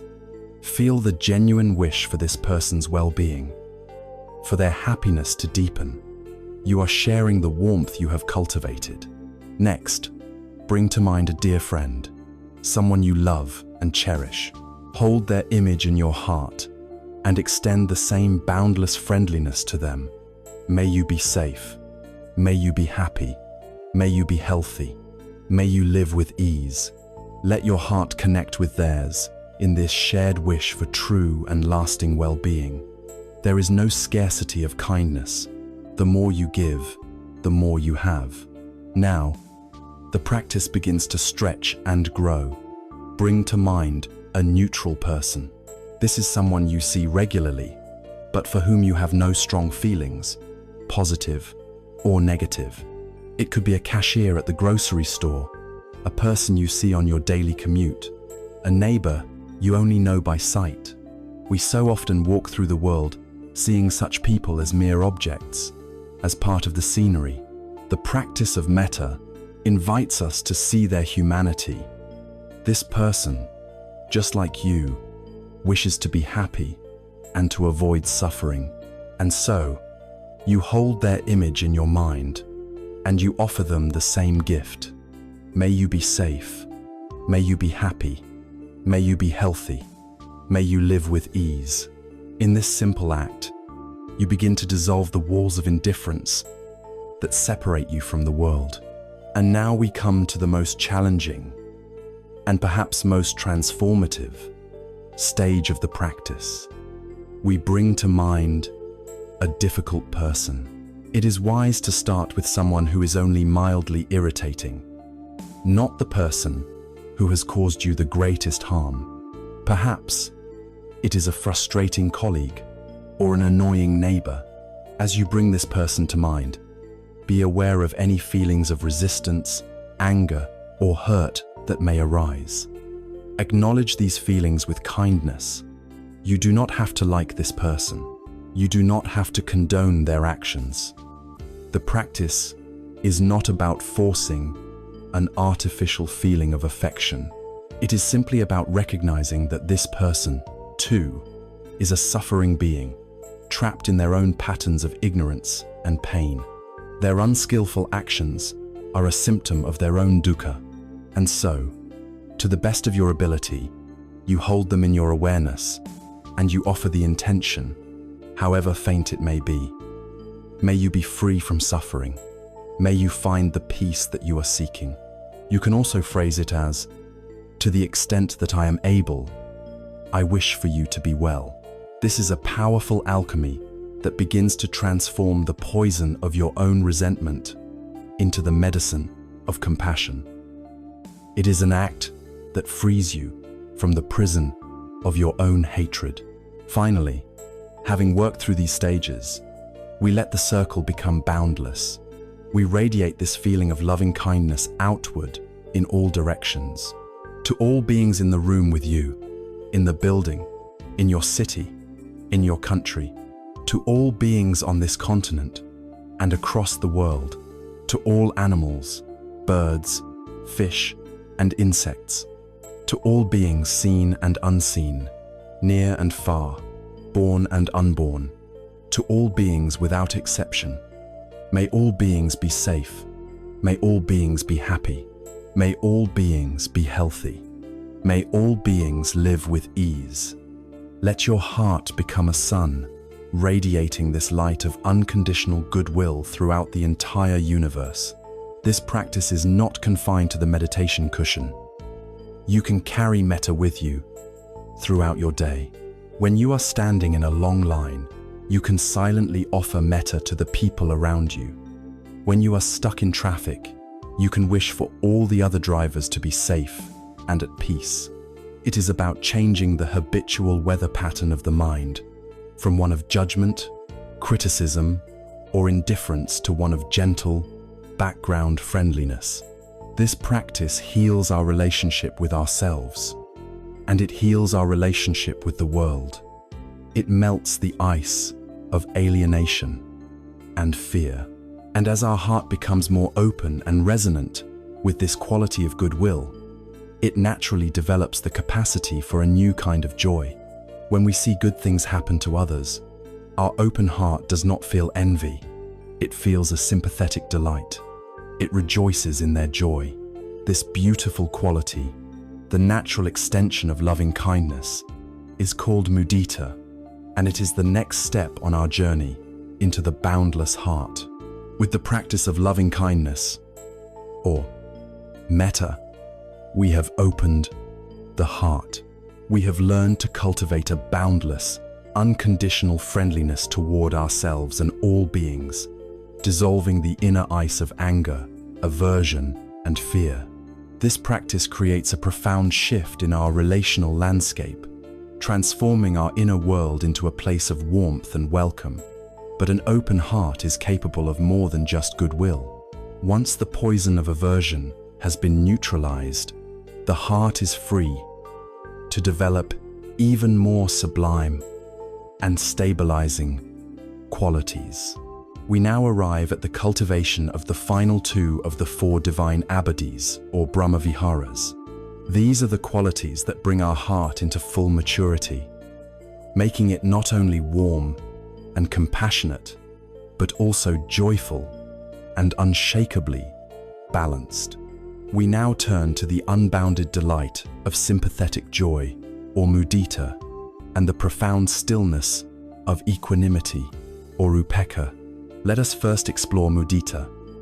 Mudita is the practice of rejoicing in the happiness, success, and good fortune of others. It is the ability to feel happy for them without any reservation. In many ways, mudita is the direct and powerful antidote to one of the most painful and corrosive of all human emotions, envy. Envy is the pain we feel at another's success.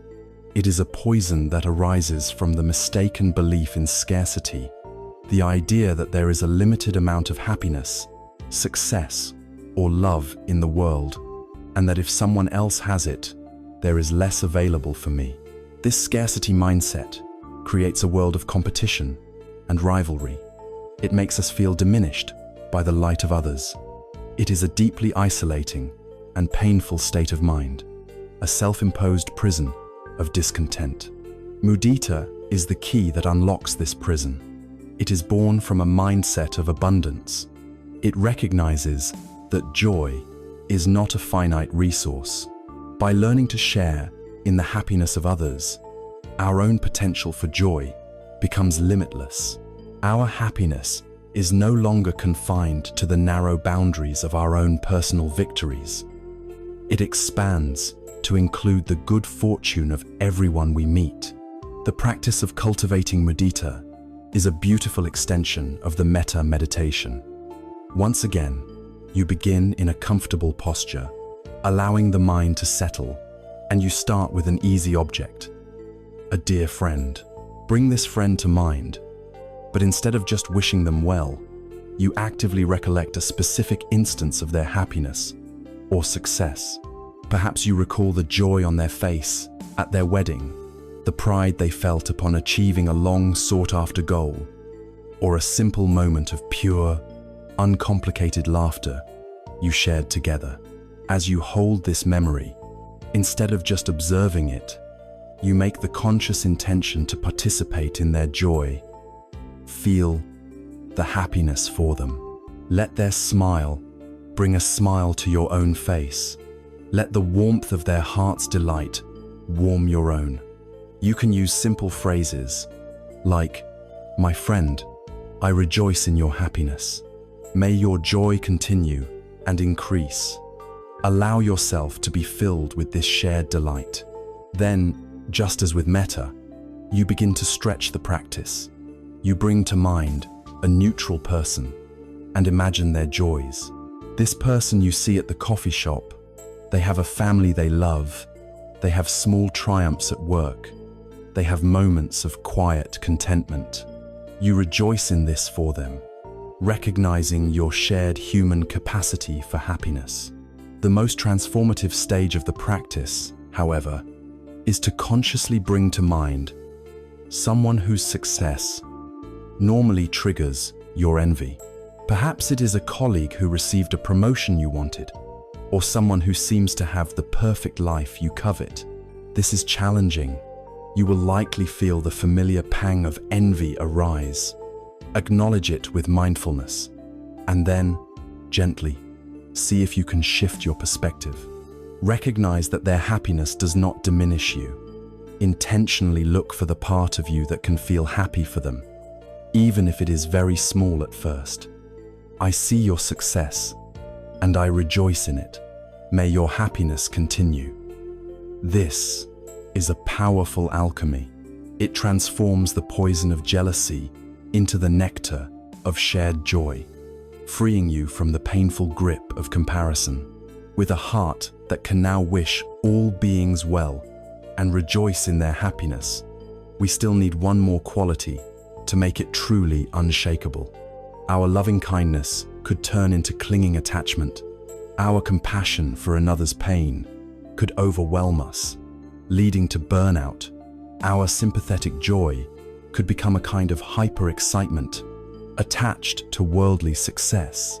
We need a balancing factor, a deep and powerful stability that can hold all of this love and joy in a wise and spacious container.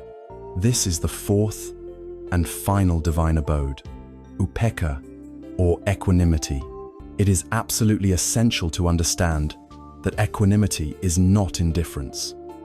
Indifference is a cold, withdrawn, uncaring state. It is a form of aversion, a pushing away of the world. Equanimity is the opposite. It is a state of profound engagement with the world, but from a place of unshakable balance.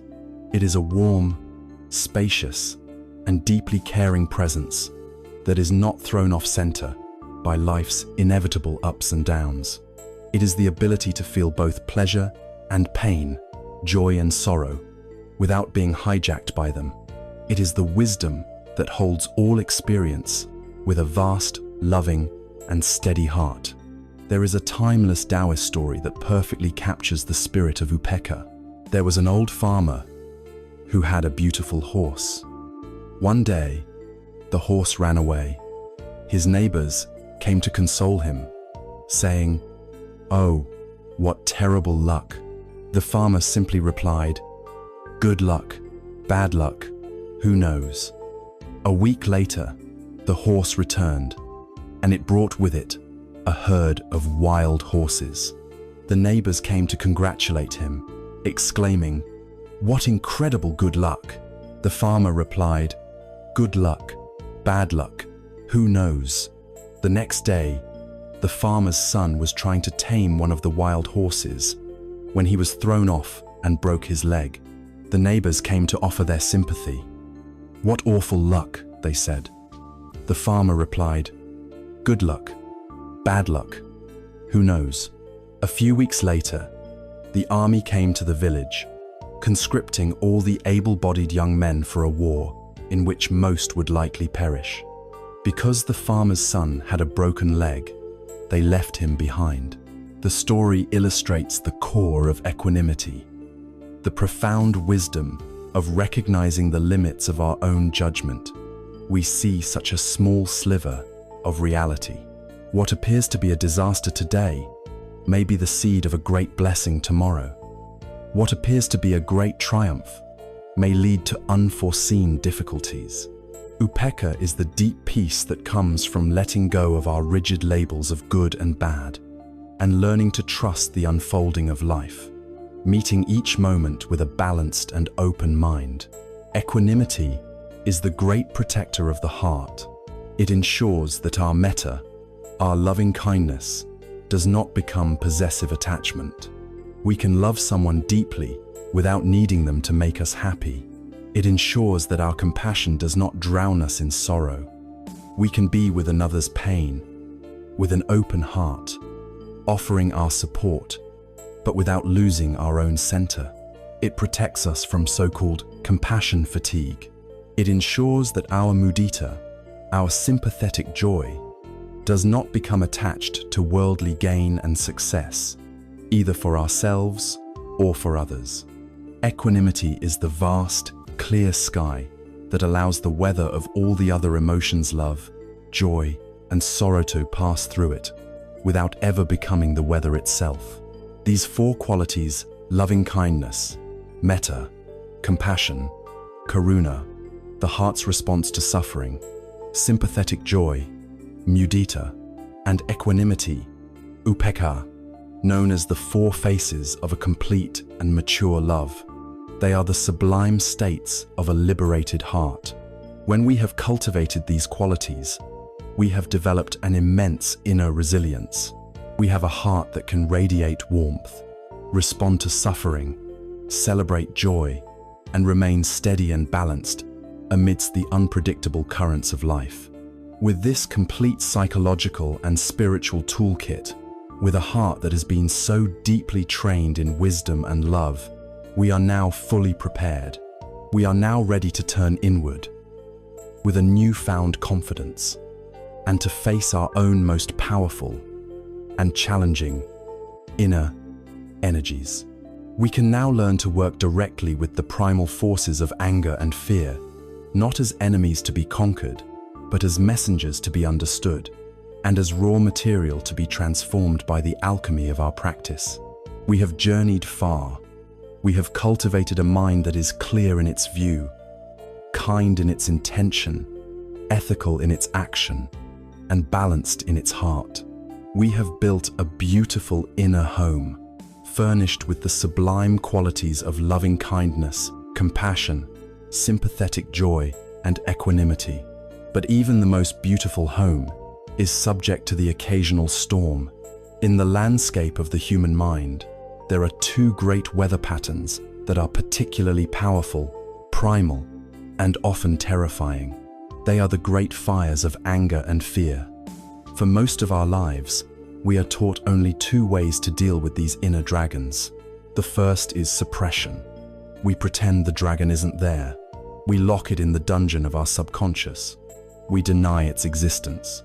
The second is indulgence. We let the dragon loose, allowing it to rampage through our inner village, breathing fire on ourselves and everyone around us.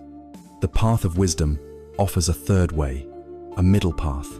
It is not about slaying the dragon, nor is it about letting it run wild.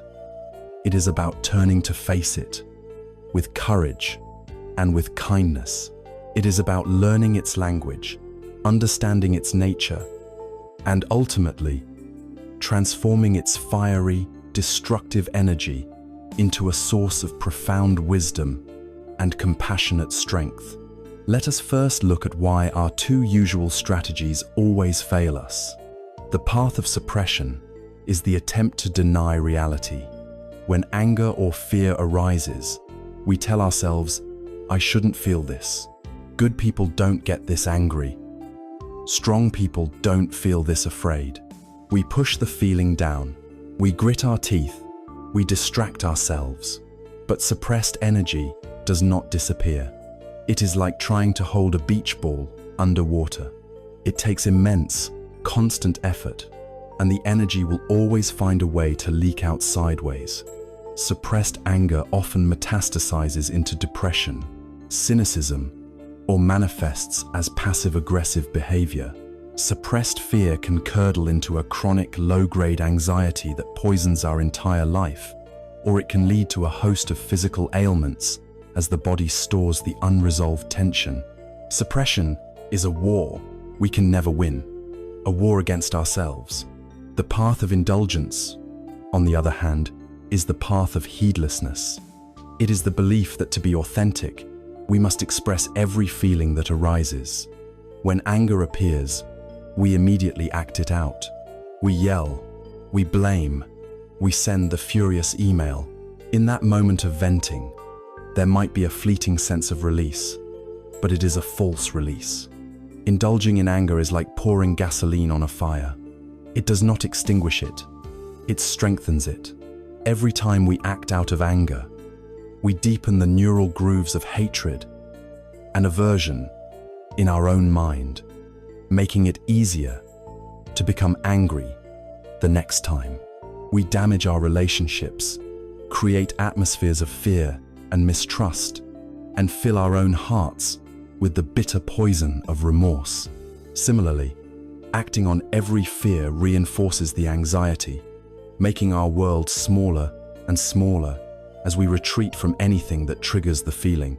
Both suppression and indulgence are dead ends. Both are rooted in a fundamental misunderstanding of the nature of emotion. The middle path is one of mindful transformation. It is a three-step dance of awareness and compassion. The first step is to recognize when a strong emotion like anger or fear arises. Our first task, guided by right mindfulness, is to simply notice that it is present. We mentally and gently name it. Anger is here, or this is the feeling of fear. This simple act of naming is incredibly powerful. It immediately creates a sliver of separation. We are no longer lost in the anger. We are the one who is aware of the anger. We have stepped out of the storm and are now watching it from a place of shelter. The second step is to accept or allow. This is the practice of upekkha in action. Having recognized the emotion, we give it permission to be there. We stop resisting it. We stop the inner argument, "I shouldn't be feeling this," and replace it with a gentle allowing. It is okay that this feeling is here, right now. This does not mean we approve of the anger or intend to act on it. It simply means we are not fighting the reality of its presence in our inner landscape. This is the crucial step that prevents us from firing the second arrow. We are allowing the first arrow, the raw energy of the emotion, to be felt cleanly, without adding the layers of self-judgment and resistance that turn pain into suffering. We are creating a space of hospitality for our own experience. The third step is to investigate.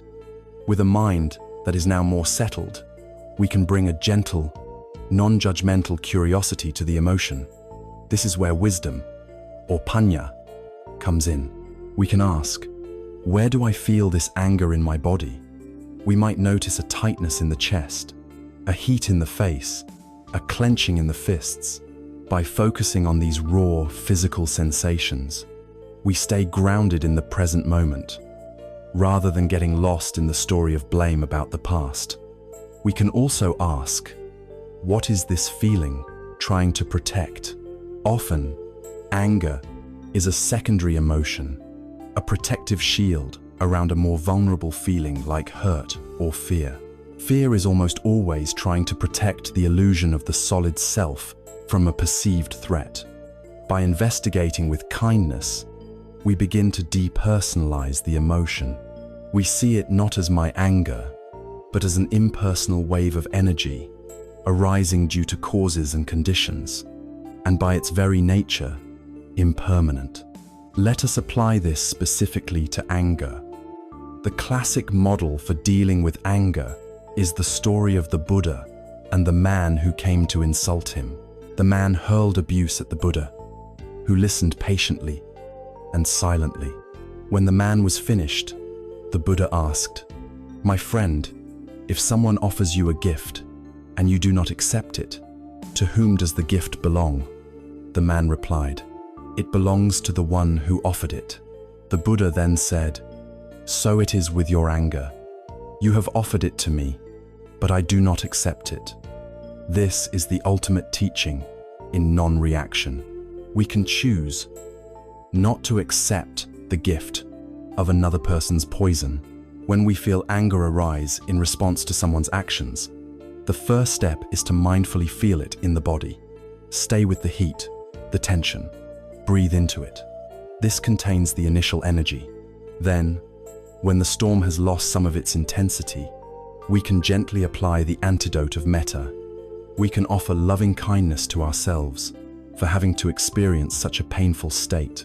And if we can try to find a sliver of compassion for the other person, recognizing that their harmful actions come from their own deep suffering and confusion. Now, let us turn to fear. Fear and anxiety are future-oriented. They pull us out of the present and into a catastrophic fantasy of what might happen. The primary antidote to fear, therefore, is to return, again and again, to the solid ground of the present moment. The most effective way to do this is through the body. When you feel the trembling energy of fear or anxiety, bring all of your attention to the physical sensations of right now. Feel the solid ground beneath your feet. Feel the weight of your body on the chair. Name 5 things you can see in the room. Name 4 things you can feel on your skin. This practice, sometimes called grounding, short-circuits the mind's tendency to spin into future-based worry and anchors it in the safety of the immediate, tangible world. We can also apply the wisdom of anatta. What is this self that I am so afraid for? When we see the self as a fluid process, rather than a fragile, solid entity, the object of our fear becomes less concrete, and the fear itself begins to lose its grip. And we can contemplate anicca. This feeling of fear, no matter how intense, is impermanent. It is a cloud passing through the vast sky of our awareness. We do not have to believe its terrifying predictions. It will pass. By working with our difficult emotions in this way, recognizing, allowing, and investigating, we engage in a profound alchemy. We learn to transform poison into medicine. The raw energy of anger, when it is no longer channeled into hatred and blame, can be transformed into the clear, powerful energy of compassionate action, the energy to protect the vulnerable and correct injustice. The trembling energy of fear, when it is no longer channeled into anxiety and paralysis, can be transformed into the wisdom of caution, into prudence, and into the sensitivity that allows us to care for ourselves and others. Our inner dragons are no longer our enemies. They become our teachers, our allies, our sources of strength. This deep, internal work of transformation is the heart of a mature spiritual practice. It is powerful, but it is also subtle. To do it most effectively, it is often helpful and sometimes necessary to create the right conditions to consciously step away from the endless noise and stimulation of the world and to enter into the profound, clarifying power of silence. We have delved deep into the inner landscape, learning to transform our most potent emotional poisons into medicine for the heart. We have cultivated the 4 divine abodes: loving kindness, compassion, sympathetic joy, and equanimity as our tools and our guides. This profound inner work, this spiritual alchemy, is the heart of the path. Yet, to conduct a sensitive experiment, a scientist requires a clean and quiet laboratory.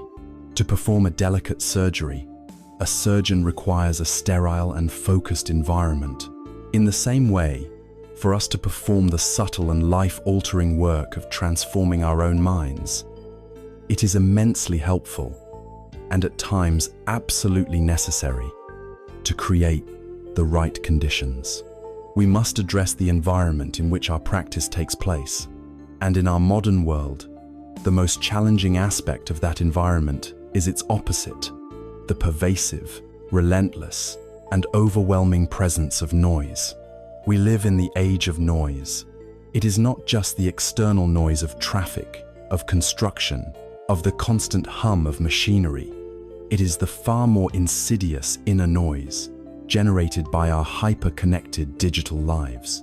Our minds are subjected to a constant 24-hour-a-day barrage of input, notifications, emails, text messages, breaking news alerts, endless social media feeds, podcasts, filling every moment of our commute. We have become a culture that is deeply, profoundly afraid of silence. We fear what we might find in the quiet spaces. When the music stops, when the screen goes dark, we are left alone with ourselves, with the restless energy of our own untamed minds. And so, the moment an empty space appears in an elevator, at a red light, waiting in a linear hand, instinctively reaches for the phone, our primary tool of distraction. We seek to fill every void with more information, more entertainment, more noise. But in doing so, we rob ourselves of the one thing we need most for deep healing and insight: the clarifying, nourishing, and transformative power of silence. The path of wisdom invites us to make a radical choice, to consciously and intentionally turn away from the noise and to embrace silence, not as an emptiness to be feared, but as a spaciousness to be explored. In the Buddhist tradition, this is known as Arya Tunhibhava, or noble silence. This is not just the absence of talking. A resentful, angry silence is not noble. An awkward, anxious silence is not noble. Noble silence is a rich and vibrant state of being. Externally, it is the conscious choice to refrain from unnecessary speech, to conserve our energy, and to stop adding to the world's cacophony. It is a direct application of right speech, but its deeper meaning is internal. Internal noble silence is the practice of allowing the incessant inner chatter, the mind's constant narration and judgment, to gradually subside. It is the willingness to experience life directly, without immediately needing to slap a label on it, or weave a story around it. When we are constantly broadcasting, either by talking or by thinking we cannot receive, the true power of noble silence is that it is the gateway to deep listening.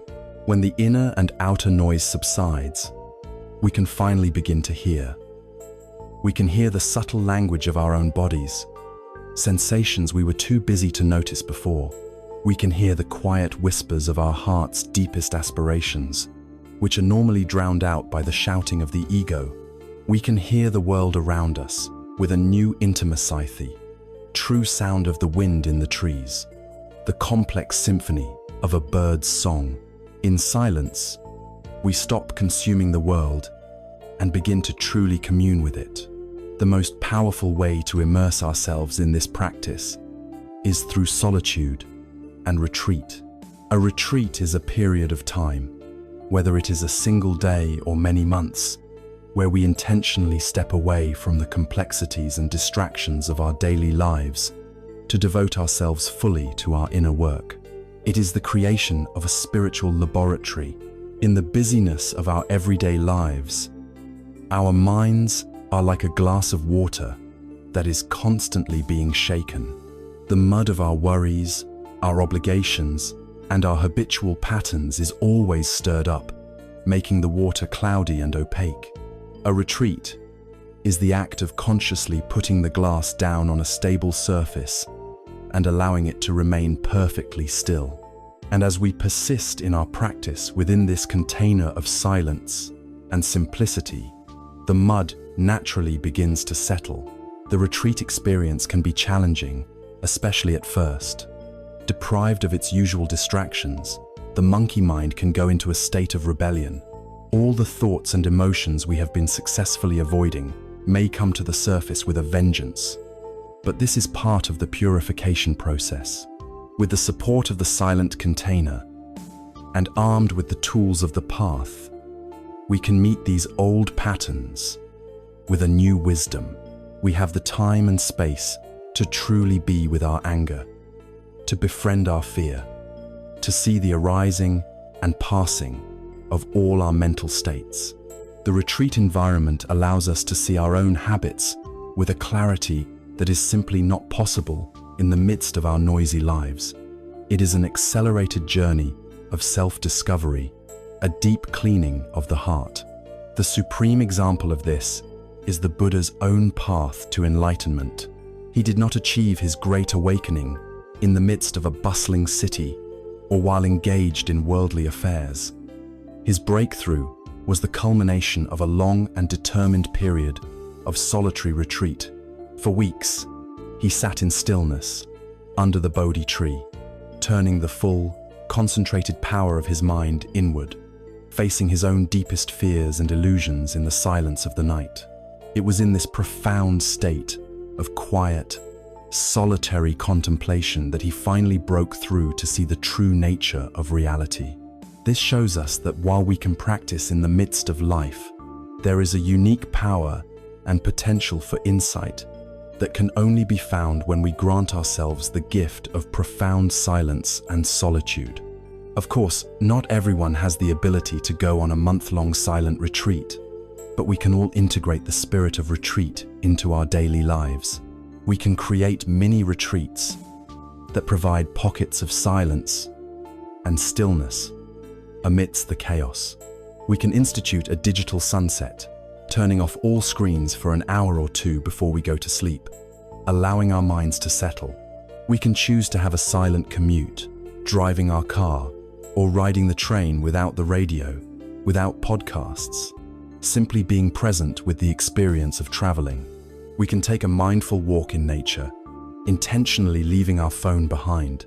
We can even set aside one day a month as a day of practice at home, observing noble silence and dedicating our time to meditation and quiet reflection. These small acts of reclaiming our silence are powerful acts of self-care and spiritual nourishment. In the end, it is crucial to remember that the purpose of silence and retreat is not to escape from the world. We do not go into the quiet forest to hide from life forever. The retreat is a strategic withdrawal, a time of deep replenishment and recalibration, so that we can re-engage with the world from a place of greater wisdom, strength, and compassion. It is like an archer pulling back the string of a bow.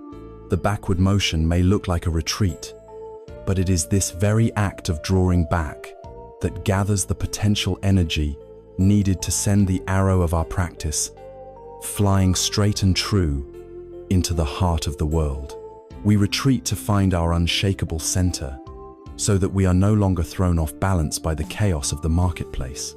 And with this renewed clarity, with this deep inner peace forged in silence, we are now fully prepared for the final and most important task, the art of integrating this entire journey into every step, every breath, and every moment of our ordinary, precious, everyday lives. We have journeyed together through the silent forests of the mind and sat in the quiet laboratory of retreat. In that precious stillness, we have gathered our strength, sharpened our awareness, and deepened our compassion. But the bell of the monastery now rings, signaling that the period of formal retreat is over. It is time to return to the world, to the marketplace, the office, the family dinner table, the traffic jam. It is in this complex, noisy, and often challenging world that the true test of our practice begins. There is a common experience among practitioners, the feeling of profound peace and clarity during a retreat, followed by a sense of frustration as the calm seems to evaporate within days or even hours of returning to daily life. This can lead to the belief that our spiritual life and our real life are two separate things, that peace is only possible when we are away from the world. The final and most crucial stage of our journey is to dissolve this false distinction. The ultimate purpose of retreating from the world is to learn how to live more fully, wisely, and peacefully in it. This is the practice of integration. It is the art of weaving the golden thread of our practice into the very fabric of our ordinary, everyday lives. There is a great misconception that haunts many spiritual seekers. It is the idea of enlightenment as a future event, a grand finish line, a graduation ceremony, after which all our problems will disappear forever. We imagine that one day, after enough meditation and study, we will achieve a permanent state of bliss and will no longer have to deal with difficult emotions or annoying people. This view, while tempting, is a subtle form of craving, a grasping for a future state that keeps us from being fully present with our life as it is right now. There is a famous Zen saying, "Before enlightenment, chop wood, carry water. After enlightenment, chop wood, carry water." The outer circumstances of our lives may not dramatically change. We will still have bills to pay, relationships to navigate, and chores to do. The transformation of the path is not about escaping the human condition, but about fundamentally changing the quality of our presence within it. The destination is not a different place. It is a different way of being in the place where we already are. The path is not a road to a distant goal. The path itself, walked with awareness and an open heart, is the goal. How then do we practice this? How do we chop wood and carry water with the mind of a Buddha? We do it by recognizing that any activity, no matter how mundane, can be a vessel for mindfulness. We learn to transform our daily routines into opportunities for practice. Let us begin with the simple act of eating. For most of us, eating is a mindless activity. We eat while watching a screen, while working, while driving. We shovel food into our mouths, barely tasting it, our minds 1,000 miles away. Mindful eating transforms this. It is the practice of bringing our full, undivided attention to the entire process. It begins with seeing the food on our plate, the colors, the shapes, the textures. It is smelling the aromas. When we take a bite, we chew slowly, savoring the complex flavors. We feel the texture of the food in our mouth. We also bring a sense of gratitude, recognizing the vast web of causes and conditions that brought this food to our plate. The sun, the rain, the earth, the farmer, the truck driver, the grocery store clerk. To eat one meal a day in this way is a profound meditation that grounds us in our senses and cultivates gratitude. Consider the simple act of walking. We spend much of our lives walking, but we are almost never present for it. We are rushing to our destination, lost in thought about what we will do when we get there. Mindful walking is the practice of making the journey itself the destination. Whether you are walking to your car, down a hallway at work, or through a park, you can bring your attention to the physical sensations of walking. Feel the sole of your foot making contact with the ground. Feel it lift. Feel the subtle shift of weight in your body. You are not trying to get anywhere. You are simply arriving, again and again, with each step. This practice can transform a stressful commute into a calming and centering experience. Perhaps the most powerful form of integrated practice is mindful listening. In our conversations, we are rarely truly listening. We are often just waiting for our turn to speak. We are formulating our reply, judging what the other person is saying, or letting our mind wander off entirely. To practice mindful listening is to offer another human being the rare and precious gift of our full presence. We listen not just to their words, but to the feeling, and intention behind the words. We listen with our whole body, with a gentle, open, and non-judgmental awareness. We let go of the need to respond, to fix, or to advise, and we simply offer the space for the other person to be heard. This practice can transform our relationships, creating a depth of intimacy and connection that was previously unimaginable. Even the most mundane household chores can become a profound practice. The Zen master Thich Nhat Hanh famously said, "When you are washing the dishes, wash the dishes." This means that when you are at the sink, you are not thinking about the email you have to send later, or ruminating about a conversation you had earlier. You are fully present with the act of washing the dishes. You feel the warmth of the water on your hands. You see the iridescent beauty of the soap bubbles. You hear the clinking sound of the plates. You are not rushing through the task to get to something more important. In that moment, washing the dishes is the most important thing in the universe. It is your life, unfolding right there. By bringing this quality of attention to our chores, to our work, to every small act of our day, we dissolve the boundary between meditation and life. Our entire day becomes a seamless flow of mindful awareness. It is crucial to approach this integrated practice with a heart of great kindness and patience toward ourselves. You will forget 1,000 times a day. You will find yourself lost in thought, eating mindlessly, walking unconsciously, speaking heedlessly. This is not a failure. The practice is not about achieving a state of perfect, unbroken mindfulness. The practice is in the gentle act of remembering. The moment you wake up and realize you have been lost in thought, that moment is a moment of mindfulness. It is a moment of success. And in that moment, you do not scold yourself.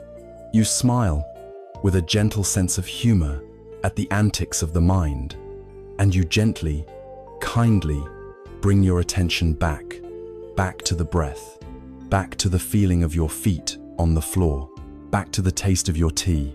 This compassionate, repeated return is the essence of a lifelong practice. It is about progress, not perfection. This is the ultimate meaning of the path. It is not a journey to a far-off, mystical land. It is a journey home to the intimacy of our own present moment experience. Peace is not found at the end of the road. It is found in the way we walk the road. Happiness is not a final destination. It is the quality of awareness and kindness we bring to the journey itself. Each mindful breath is an arrival. Each kind word is an attainment. Each moment of letting go is an experience of freedom. This is it. Our life, right now, with all its joys and sorrows, its beauty and its challenges, is the sacred ground of our practice. The path is not something we do to prepare for life. Walking the path with an open and attentive heart is our life, lived to its fullest and most beautiful potential. Our journey together began in the noise of the modern world, with the quiet hum of dissatisfaction that runs beneath the surface of our busy lives. We began with the feeling of being stuck, of being overwhelmed, of seeking a peace that seemed impossibly distant. We have traveled a great distance from that place, not by going anywhere, but by turning inward. We dared to look with courage upon the universal ache of our shared human condition. We found the strength to trace that ache not to a flaw in the world, but to the intricate workings of our own mind stew, the thirst and the clinging that creates our own unrest. And in that discovery, we were given not a judgment, but a promise.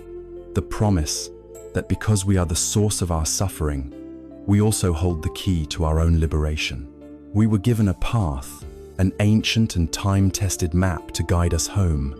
We walked that path together, learning to build a life of deep integrity through our speech, our actions, and our livelihood. We learned the gentle art of cultivating the mind, transforming it from a wild, untended thicket into a beautiful and nourishing garden. We discovered the profound power of mindfulness, the simple act of returning, again and again, to the anchor of the present moment. And with a mind made calm, clear, and steady, we looked deeply into the nature of reality itself. We learned to dance with impermanence. We saw through the illusion of the solid self, and we cultivated a heart that is boundless in its capacity for kindness, joy, and unshakable peace. We learned not just to endure our lives, but to inhabit them with a new and vibrant clarity. And what is the single, essential truth we have discovered at the end of this long road? It is this: peace is not a destination to be reached. It is not a prize to be won. It is not something that can be bought, achieved, or acquired from the outside world. Peace is a capacity to be cultivated, a seed that lies dormant within your own heart, waiting for the warmth of your attention. The path has not been about eliminating the inevitable pains of life. Life will always present us with first arrows, with loss, with sickness, with disappointment. The entire path, in its essence, has been the training in how not to fire the second arrow. It is the wisdom to not add our own resistance, our own blame, our own fear, and our own stories on top of the clean pain of what is. This is the great secret. While pain may be inevitable, suffering is, and has always been, a choice. So where does this journey leave you? Now, in this moment, it leaves you with the tools, the understanding, and the capacity to begin. You do not need to become someone else. You do not need to retreat to a monastery or change the outer circumstances of your life. You need only to begin to change your relationship with your life. The seeds of mindfulness, wisdom, and compassion are not foreign to you. They are your birthright. The path is not a distant ideal to be admired, but a present moment reality to be lived. It does not require a special cushion or a silent forest. It requires only your willingness to show up, to be present with your own life, with kindness and with courage. The journey of 1,000 miles begins with a single step, and that step, that entire, vast journey, is contained within the simplicity of a single, conscious breath. Your path begins now, with this breath.